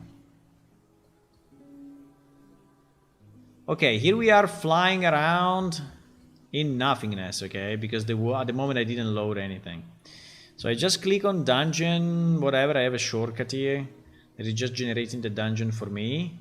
And boom, we have the dungeon, right? If you want to see it from the outside, I can show it to you from the outside. At the moment we are generating a dungeon which is actually 10 rooms, but we can choose, you know, to generate it as we want, right? There is obviously the view from the outside. And also I can delete the dungeon if I say dungeon delete, and I can create it again, right? And I can create it of 10 rooms, 100 rooms, 50 rooms, right? If I go a bit higher in the rooms, you get also some stairs. You may get, let's do 25. Usually 25 gets at least the second level. Whee! Sorry, I was falling down. No, stop. Okay. Let's see if we got with 25. Yeah, you see, is two levels now. So there is actually a stair going down, and so yeah. So if we go inside, because obviously seeing from the outside is not really, but it's just to give you a sense of what the generation is doing, right?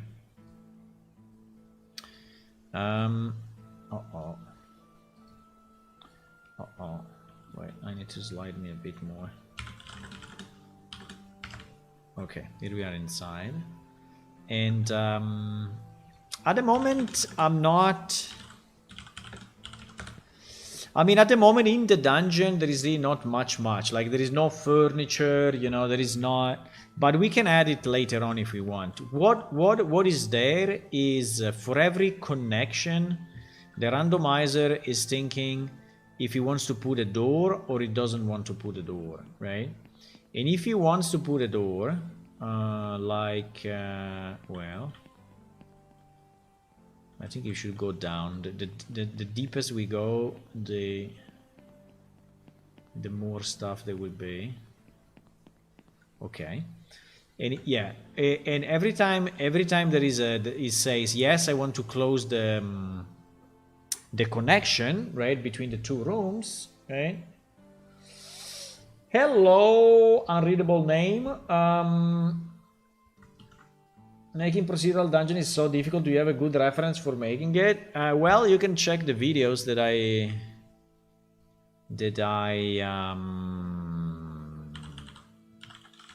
translate. The videos that I... Hello. Kim Jisoo. Hello, Kim Jisoo.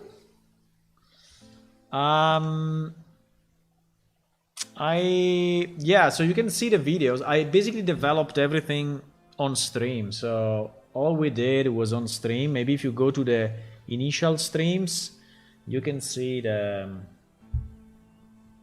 how I built it. But anyway, whenever we put this, this thing can actually be trapped. In this case, for example, it's not trapped and it's not locked. Ouch, there was a trap actually, just next to it. But other doors may be trapped or may be blocked, right? So this one, for example, is blocked.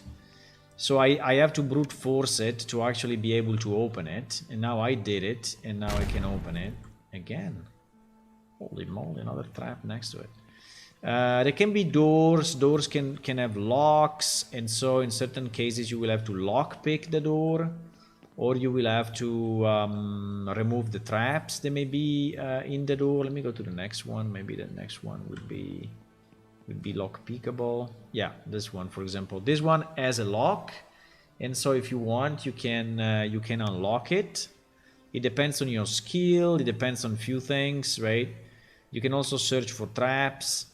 Try to open it. Yeah, in this case we remove the lock. And there are also different kind of traps. Like for example, here you have some arrows getting shot, and if you step on top of the arrows, boom, you get damage. Now at the moment I'm using pretty much the same effect, right, for the damage, but I will have to change it. There are like spinning things, there are like blades like that on the ground. At the moment they are fairly easy to avoid. Like this one is really not putting any challenge, right? But we can speed it, we can make it faster, right? It's very easy to make it faster, just a parameter. And yeah, and so on, right? And then at a certain point, ouch. At a certain point, you find, yes, monsters, that you can fight and you can find loot. Right? There will be one room. There it is. There is the last room actually, where there is a chest with loot. Right? And you can pick up the chest and you can see what's inside. So this is pretty much how it works now. I have a significant issue at the moment for the monsters, which is the fact that the monster cannot really move in this dungeon. So you can fight them where they are and they can fight back if you go close. But if you attack them from distance, at the moment they cannot reach you. And the reason is that the dungeon is dynamically generated and we are using a static nav mesh. Maybe one day I will fix it. I don't know. I will find a way. But at the moment, I'm just building, you know, the pieces and see what I can put into the dungeon. Okay, I think I explained you pretty much everything. Okay, so what we were working on is that at the moment this NPC do not have. Let me see if we change the agility 50, 50, 50, 50. So it means it didn't work, huh? It means that our HP mana by difficulty didn't really work, huh? Didn't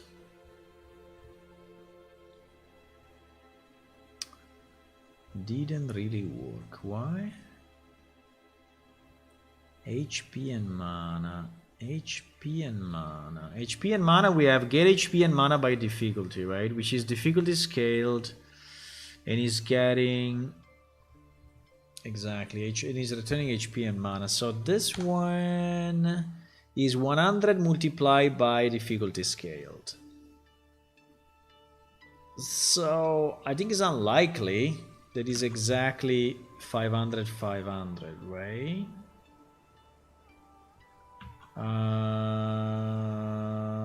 But I recompiled. That's weird.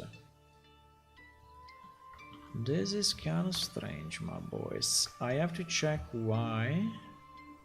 Unless we are not using it then, but I think we are, because we are passing mana and HP here. And then we are passing this definition to spawn NPC. Okay, I will have to see what happened, but it's kind of strange that it's not working actually. It's kind of very strange it's not working. Unless maybe we failed here. Well, here we failed for sure. Okay. So the moment we are trying to do two things. Add the weapons, tweak the HP and mana based on the difficulty. And then keep the weapon. So, okay, let me do this. So, if we find a weapon...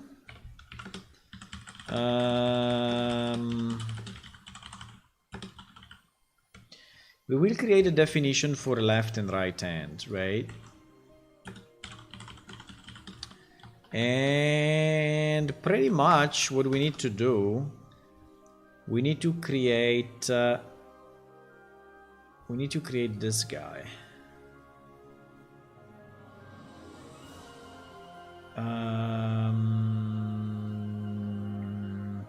Now we don't really need everything, right? We don't really need everything because the yeah, exactly. But we need at least name, mesh, material name, weight, size, stack count, icon image, purify status, current quality, max quality. You know what? We just need the name actually, because the we just need the name. I don't need to find the actual item because the actual item will be found. Well, I think it's good to do it anyway for this error, but we are not gonna use this because the spawn NPC will do this for us, right? So the only thing I need to do, I need to go PS character slot, PS character slot left hand or right hand, right? And then I have to go container ID, we don't care. And name is the only thing that we care, which is weapon name, because it is the one that will be used. And mesh name will be empty. Material name will be empty. Weight, I mean, we don't really care, but let's say 20, 21, stack count 1. Icon image, we don't care. Purify status, we don't care. Current quality, okay, the quality will make a difference. For now, let's say 50, and then maybe we randomize it. Well, actually, we can use the same number. Wait, we can say quality. We can do maybe 50 plus.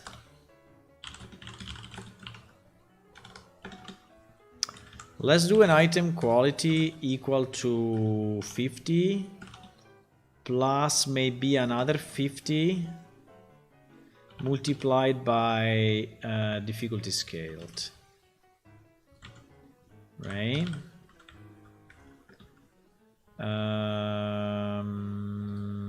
And all of this, we do a ceiling of that. And so item quality, we will put in this, and we will put in this, and that's it. Okay, so this will be the definition of our right-hand item. Our left-hand item is basically identical, but just with this changed, right? So this would be left-hand. And then we will have to just add these two guys to my new array. So I will have to create an array of this, right? And I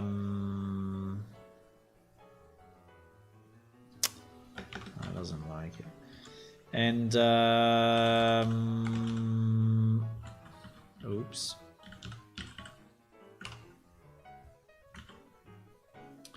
Why if you say add is not, because you have to press enter. Okay.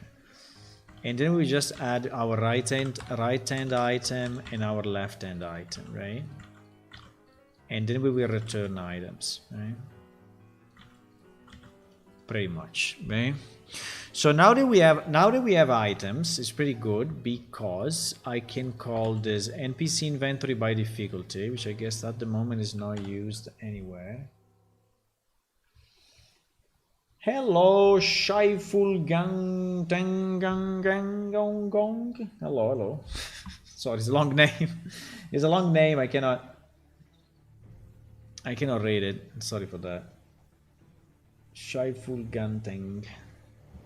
Hello, hello. So we define the inventory here, right? I don't think we have a way in game to see the inventory of this guy.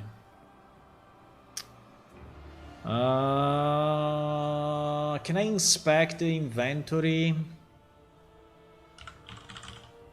I don't think so.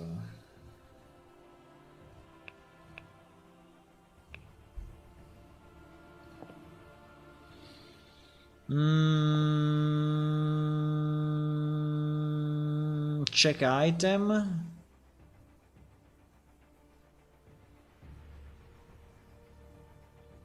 Check item.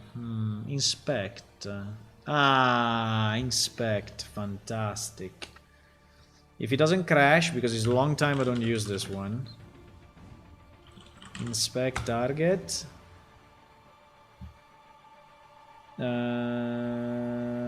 Okay, you see that he already has, very nice, he already has a base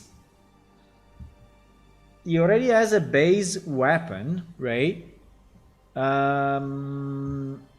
Because yeah, I think that by default is using the default value, so he already has a clacker natural armor pretty much in every location of his body, and plus he has a fast low damage slash on the left hand and on the right hand. Fantastic. So this one is already created kind of, you know, in a reasonable way that he can actually fight. Now, we want to see if after this, right, we are good. But in this case, I think I'm going to debug it here because I want to see what happens.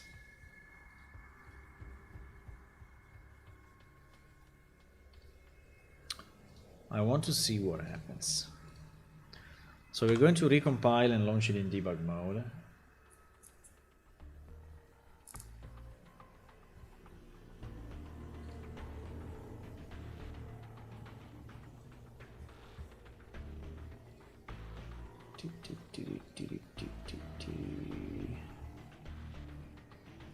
Some screenshot of idler. Ah, sorry, I saw it only now.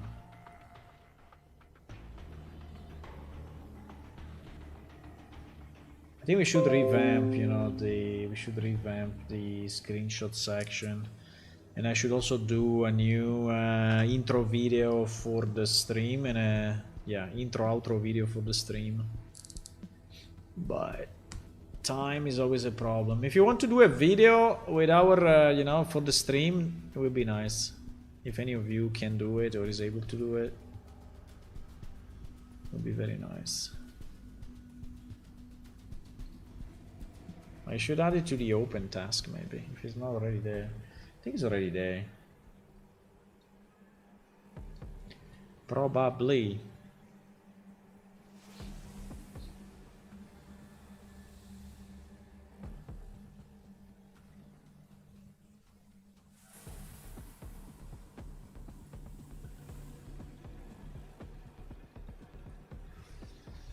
Okay, so server is up. We connect and we generate the dungeon.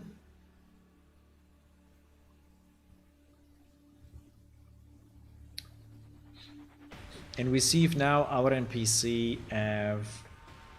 I want to understand why they don't have the proper HP and proper mana. Maybe it's just a stupid mistake here somewhere, but I don't know. In theory, we should calculate it like this. And then they should go here, and then here is what is used to do all the generation, right? So there should be no other,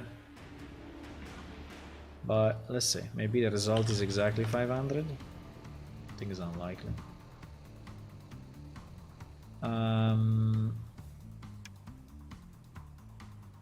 Okay, so we generate the dungeon.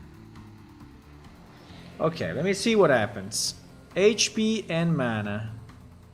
So after this line, HP is 53 and mana is whatever, 53 as well, right? So, exactly. So the inventory is what? The inventory has these things. Okay, let me run it then. Let me remove the breakpoint. My client probably already timed out. Yeah, already timed out, but it's okay. It's okay, we can just go there again because the server is up. No, we're falling down. I cannot go there because there is a dungeon on. No. Okay, I cannot go there. Wait. Let me do a change then.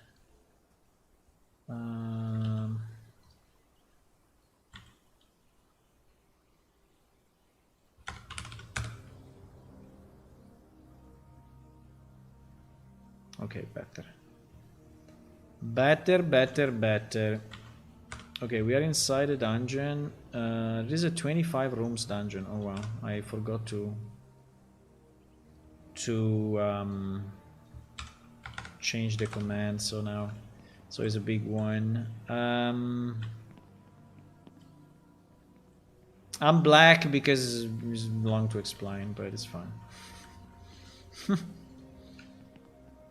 It's fine. Okay, there is a monster here, right? So this monster... Ah, now it's good. So maybe it didn't compile, I don't know. Now it's good. 46, 46. Okay, so now it's taking the right values scaled by Fantastic. And he has 120 in all the characteristics. Very good. And he should have melee at 120 as well. Okay, perfect. So let's see if he has the right items.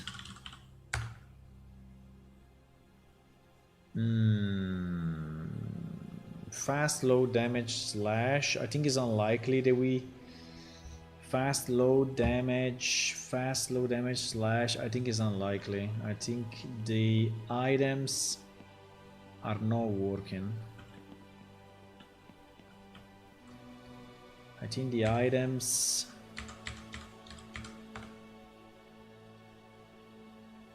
Fast low damage pierce. I think he's taking it from the... Yeah, he's taking it from the monster. He's not taking it from my inventory. Uh-oh. Ouch! The loot! Oh yeah! I want to find another monster, but... Ow! I may die. I may actually die.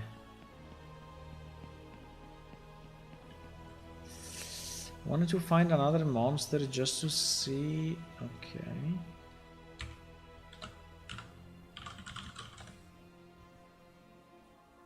Fast low damage slash. No, it's taken from the monster. So at the moment it's based on the monster, and so he's ignoring our randomization. Unless we got maybe an error that we cannot find. Yeah, that's possible though. Let me see if in the randomization we got... What was the error? The error was cannot find weapon, right?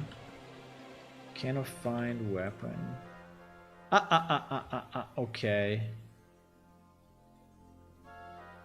Cannot find weapon. Fast, medium damage, pierce.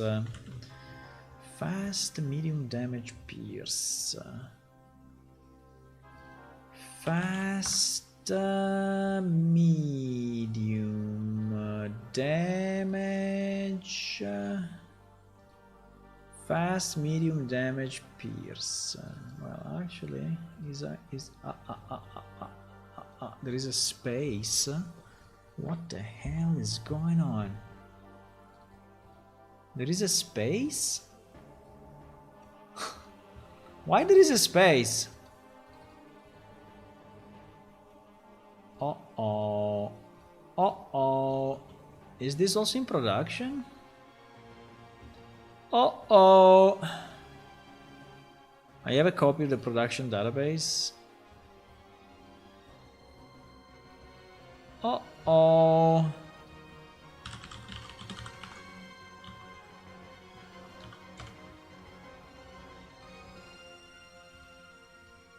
Oh yes, it's also in production. Okay. Is also in production. So the names of the basic weapons are wrong. How it is possible? But anyway, we are loading them. I mean, for all our monsters, we are loading them by ID, right? We are not loading them by name. So actually, all the monsters in game will have the right weapons. It's just that if we are loading them by name, we get this problem.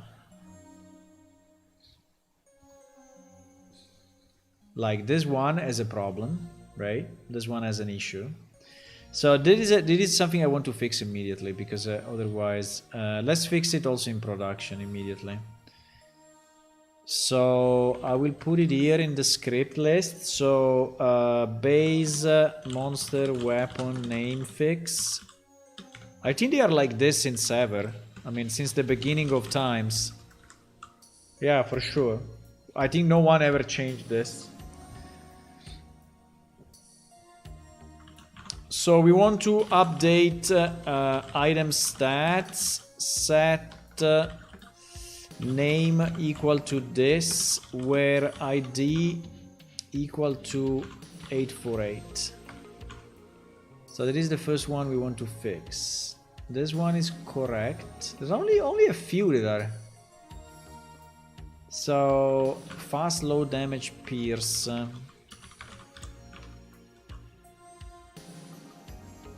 Fast low damage pierce is 851.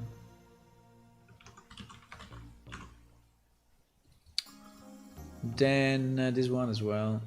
This one as well. 854. 854. This one no. This one yes. 845. 845. Yeah, if I make a mistake, we're going to do a mess, but this one is okay. Oh, there's also a stunning weapon. Fast item age slash stunning. Wow. So he stuns you actually. It's kind of funny that on all the weapons, we got only one of the few that are broken. Right? It's kind of funny. This one is broken.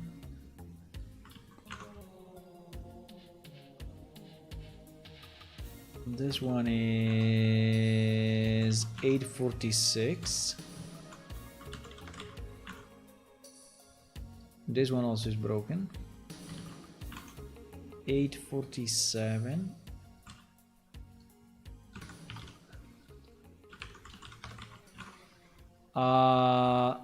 This one is okay. This one is broken. Well, actually, there are quite a number that are broken.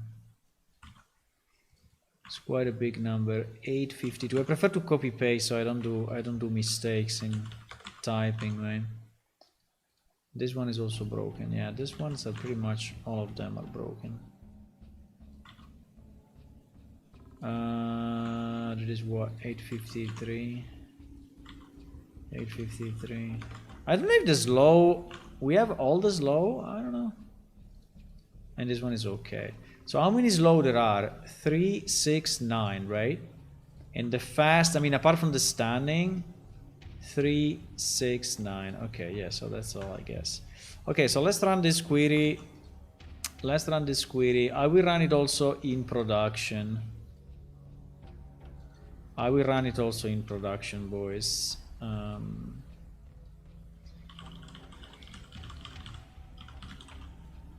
Ouch.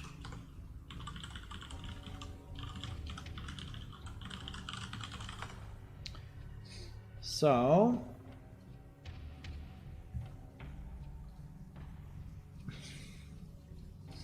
let's go production 1 second.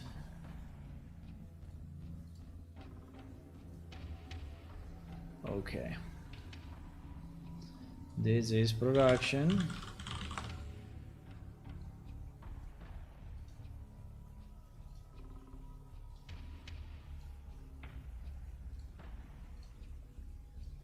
Okay, this is production. So I want to run this. Well, first of all, I think I would like to do just a check, but I think is for sure is broken. For sure is broken. Yeah, he has an extra space. So it does. Yeah. So I think we can just rerun them all. Rerun all of this without any issue. And we will run the same. So also in production now is okay. And we will run the same script, you know, here in my database. Yeah, I will do it also in production, in my production copy. And I will do it. Okay, I don't have a script for. I don't have a script for this.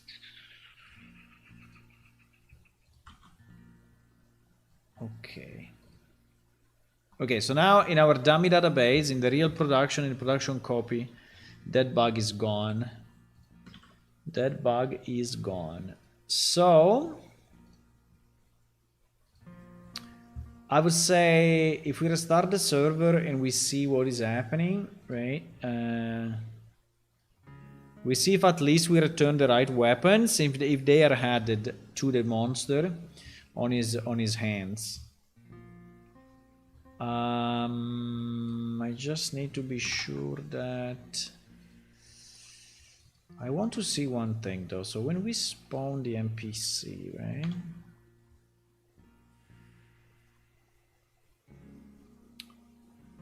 Do we actually use these weapons or not? Spawn manager, spawn actor. Because the dynamic data is here, right? The inventory is actually here.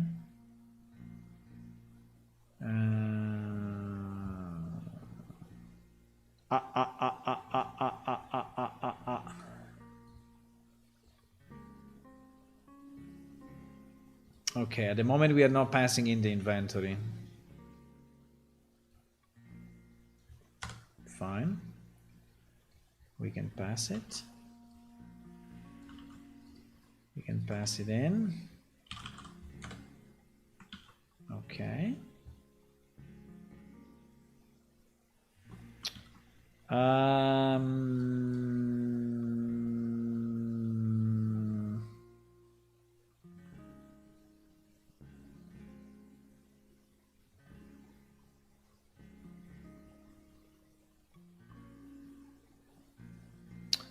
Now,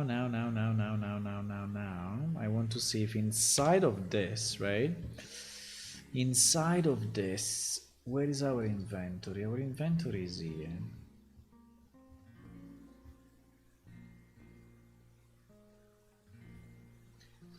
Inventory, generate a new item ID, blah blah blah.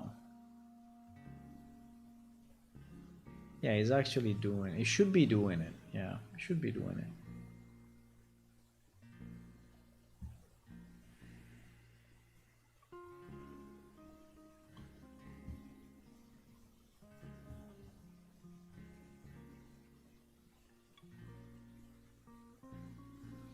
But this inventory load is actually commented out. Why? Why this inventory load is actually commented out?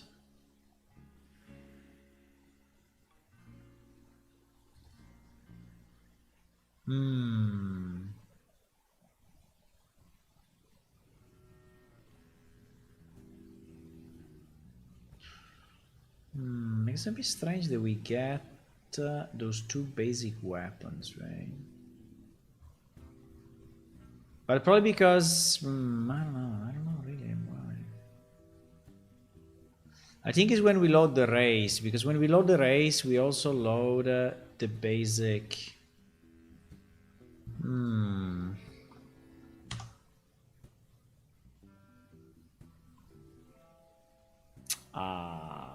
This will never work.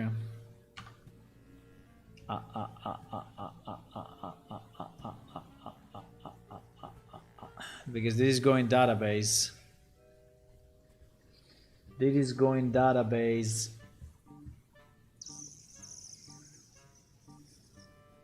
No.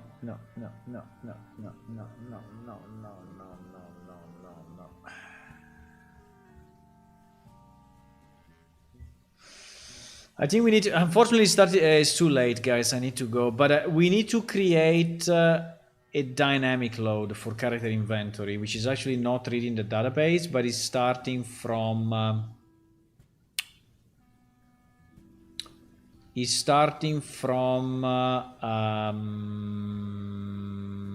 an item description definition.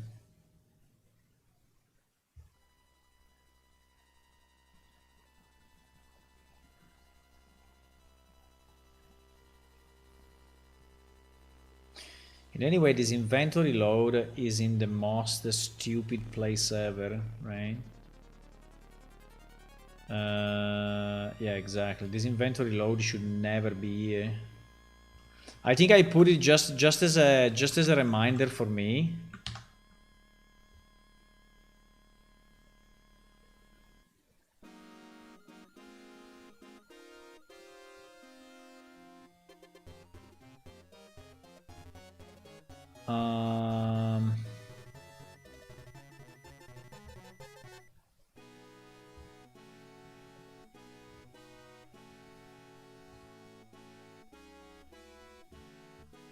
Yeah, exactly. No, it's just a reminder for me. It's nothing to do with... Okay.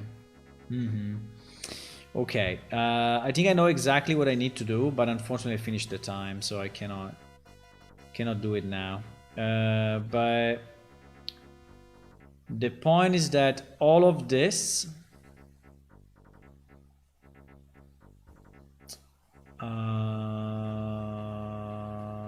so here we are inside load dynamic, right? Yeah. Here we are inside load dynamic. So I think we needed to have an inventory load dynamic, because this actually at the moment is doing nothing.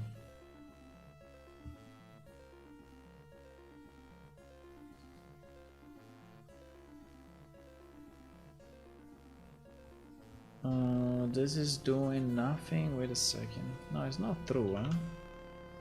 It's not true that it's not doing anything. Because it is actually searching for the item stats. If it doesn't find it, gives the error. Otherwise, it's actually instantiating it and is actually adding it to the inventory status. You know that it may actually, this thing may actually work. But I think that when we are loading from the race, because there is a point where we load the race, right? Set race info. And I think this set race info, based on the race, it may do stuff to the items, but I'm not completely sure.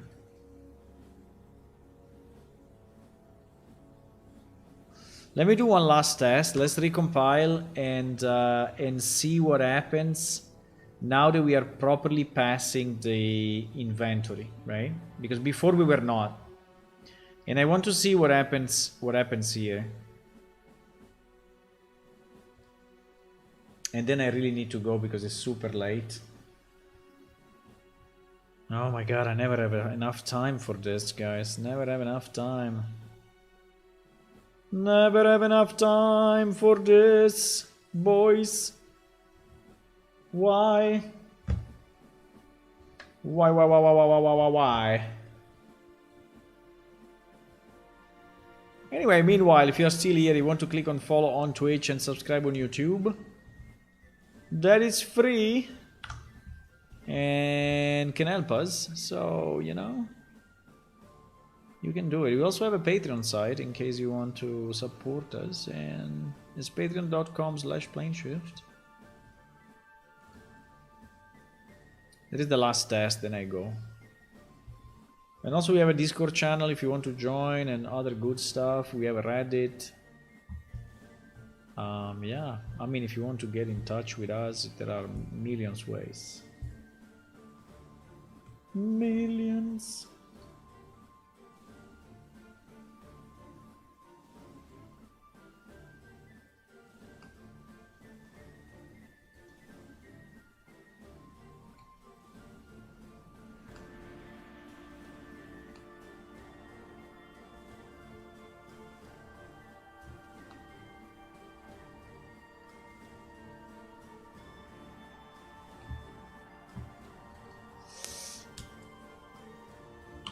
Last one.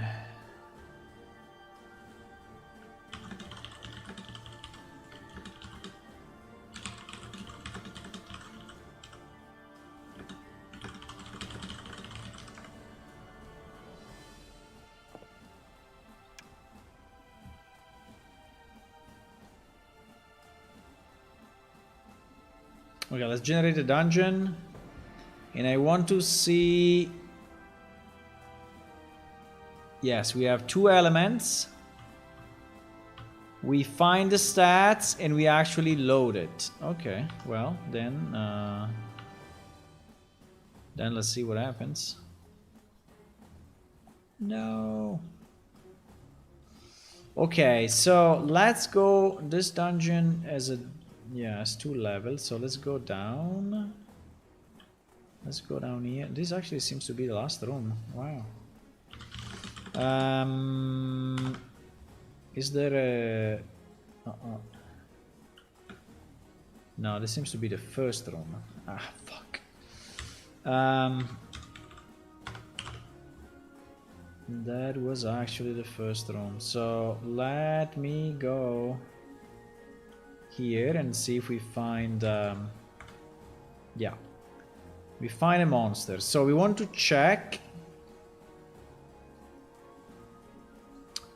We want to check if this monster...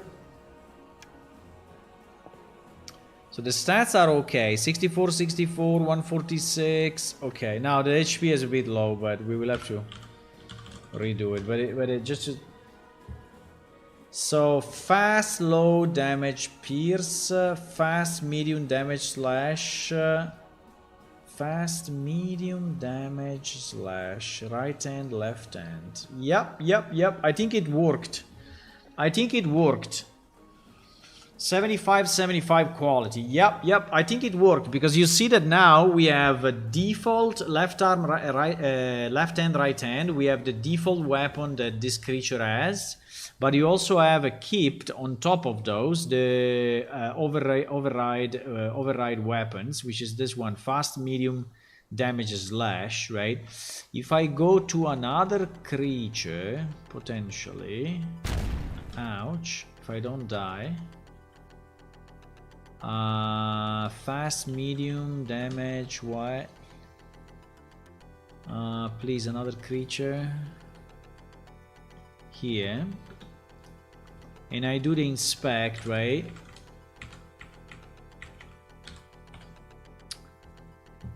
Yeah, slow, low damage pierce, right? So this one is significantly lower because it's closer to the exit, right? The entrance is there, so we are very close to the entrance. This one should be slightly higher, right? This one should be slightly higher, exactly. So it's low medium damage instead of low damage, right? So this one is doing a bit more, and so on, right? So I think it's working well. Let me see. This one should be again high damage because it's actually next to yeah, fast high damage because it's actually next to the loot. Yeah, so I think it works well. I think it actually works well, boys. Okay, good. So I think with this I'm gonna go, and I will see you tomorrow evening, 9:30 p.m. European time as usual. Yeah, so meanwhile, if you want to follow on our socials, if you want to connect to our Discord, do it. If you want to play the game, remember that the game is actually playable. You go to our main website, the link is below, and you click on Windows or Linux or Mac, because we are actually releasing on 3 platforms just to make our life harder. Yay! Okay, let's do a raid because we have a bit of, you know, people coming from other channels, and it's always a good idea to share the love.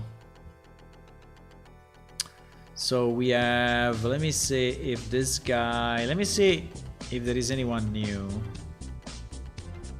Yeah, I think we made good progress actually. Let me see if there's anyone playing, working with Unreal Engine. This seems to be an Unreal Engine. 24 viewers. That is us. This guy I've never seen actually. What is doing? I never ever seen. It's not very easy to see what it's doing.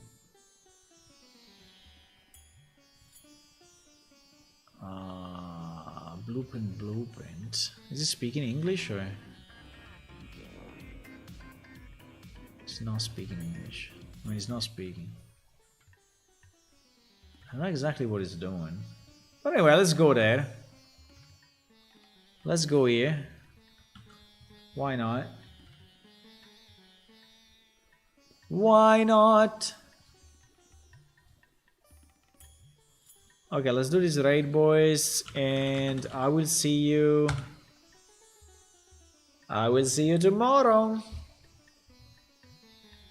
Bye bye. Bye bye.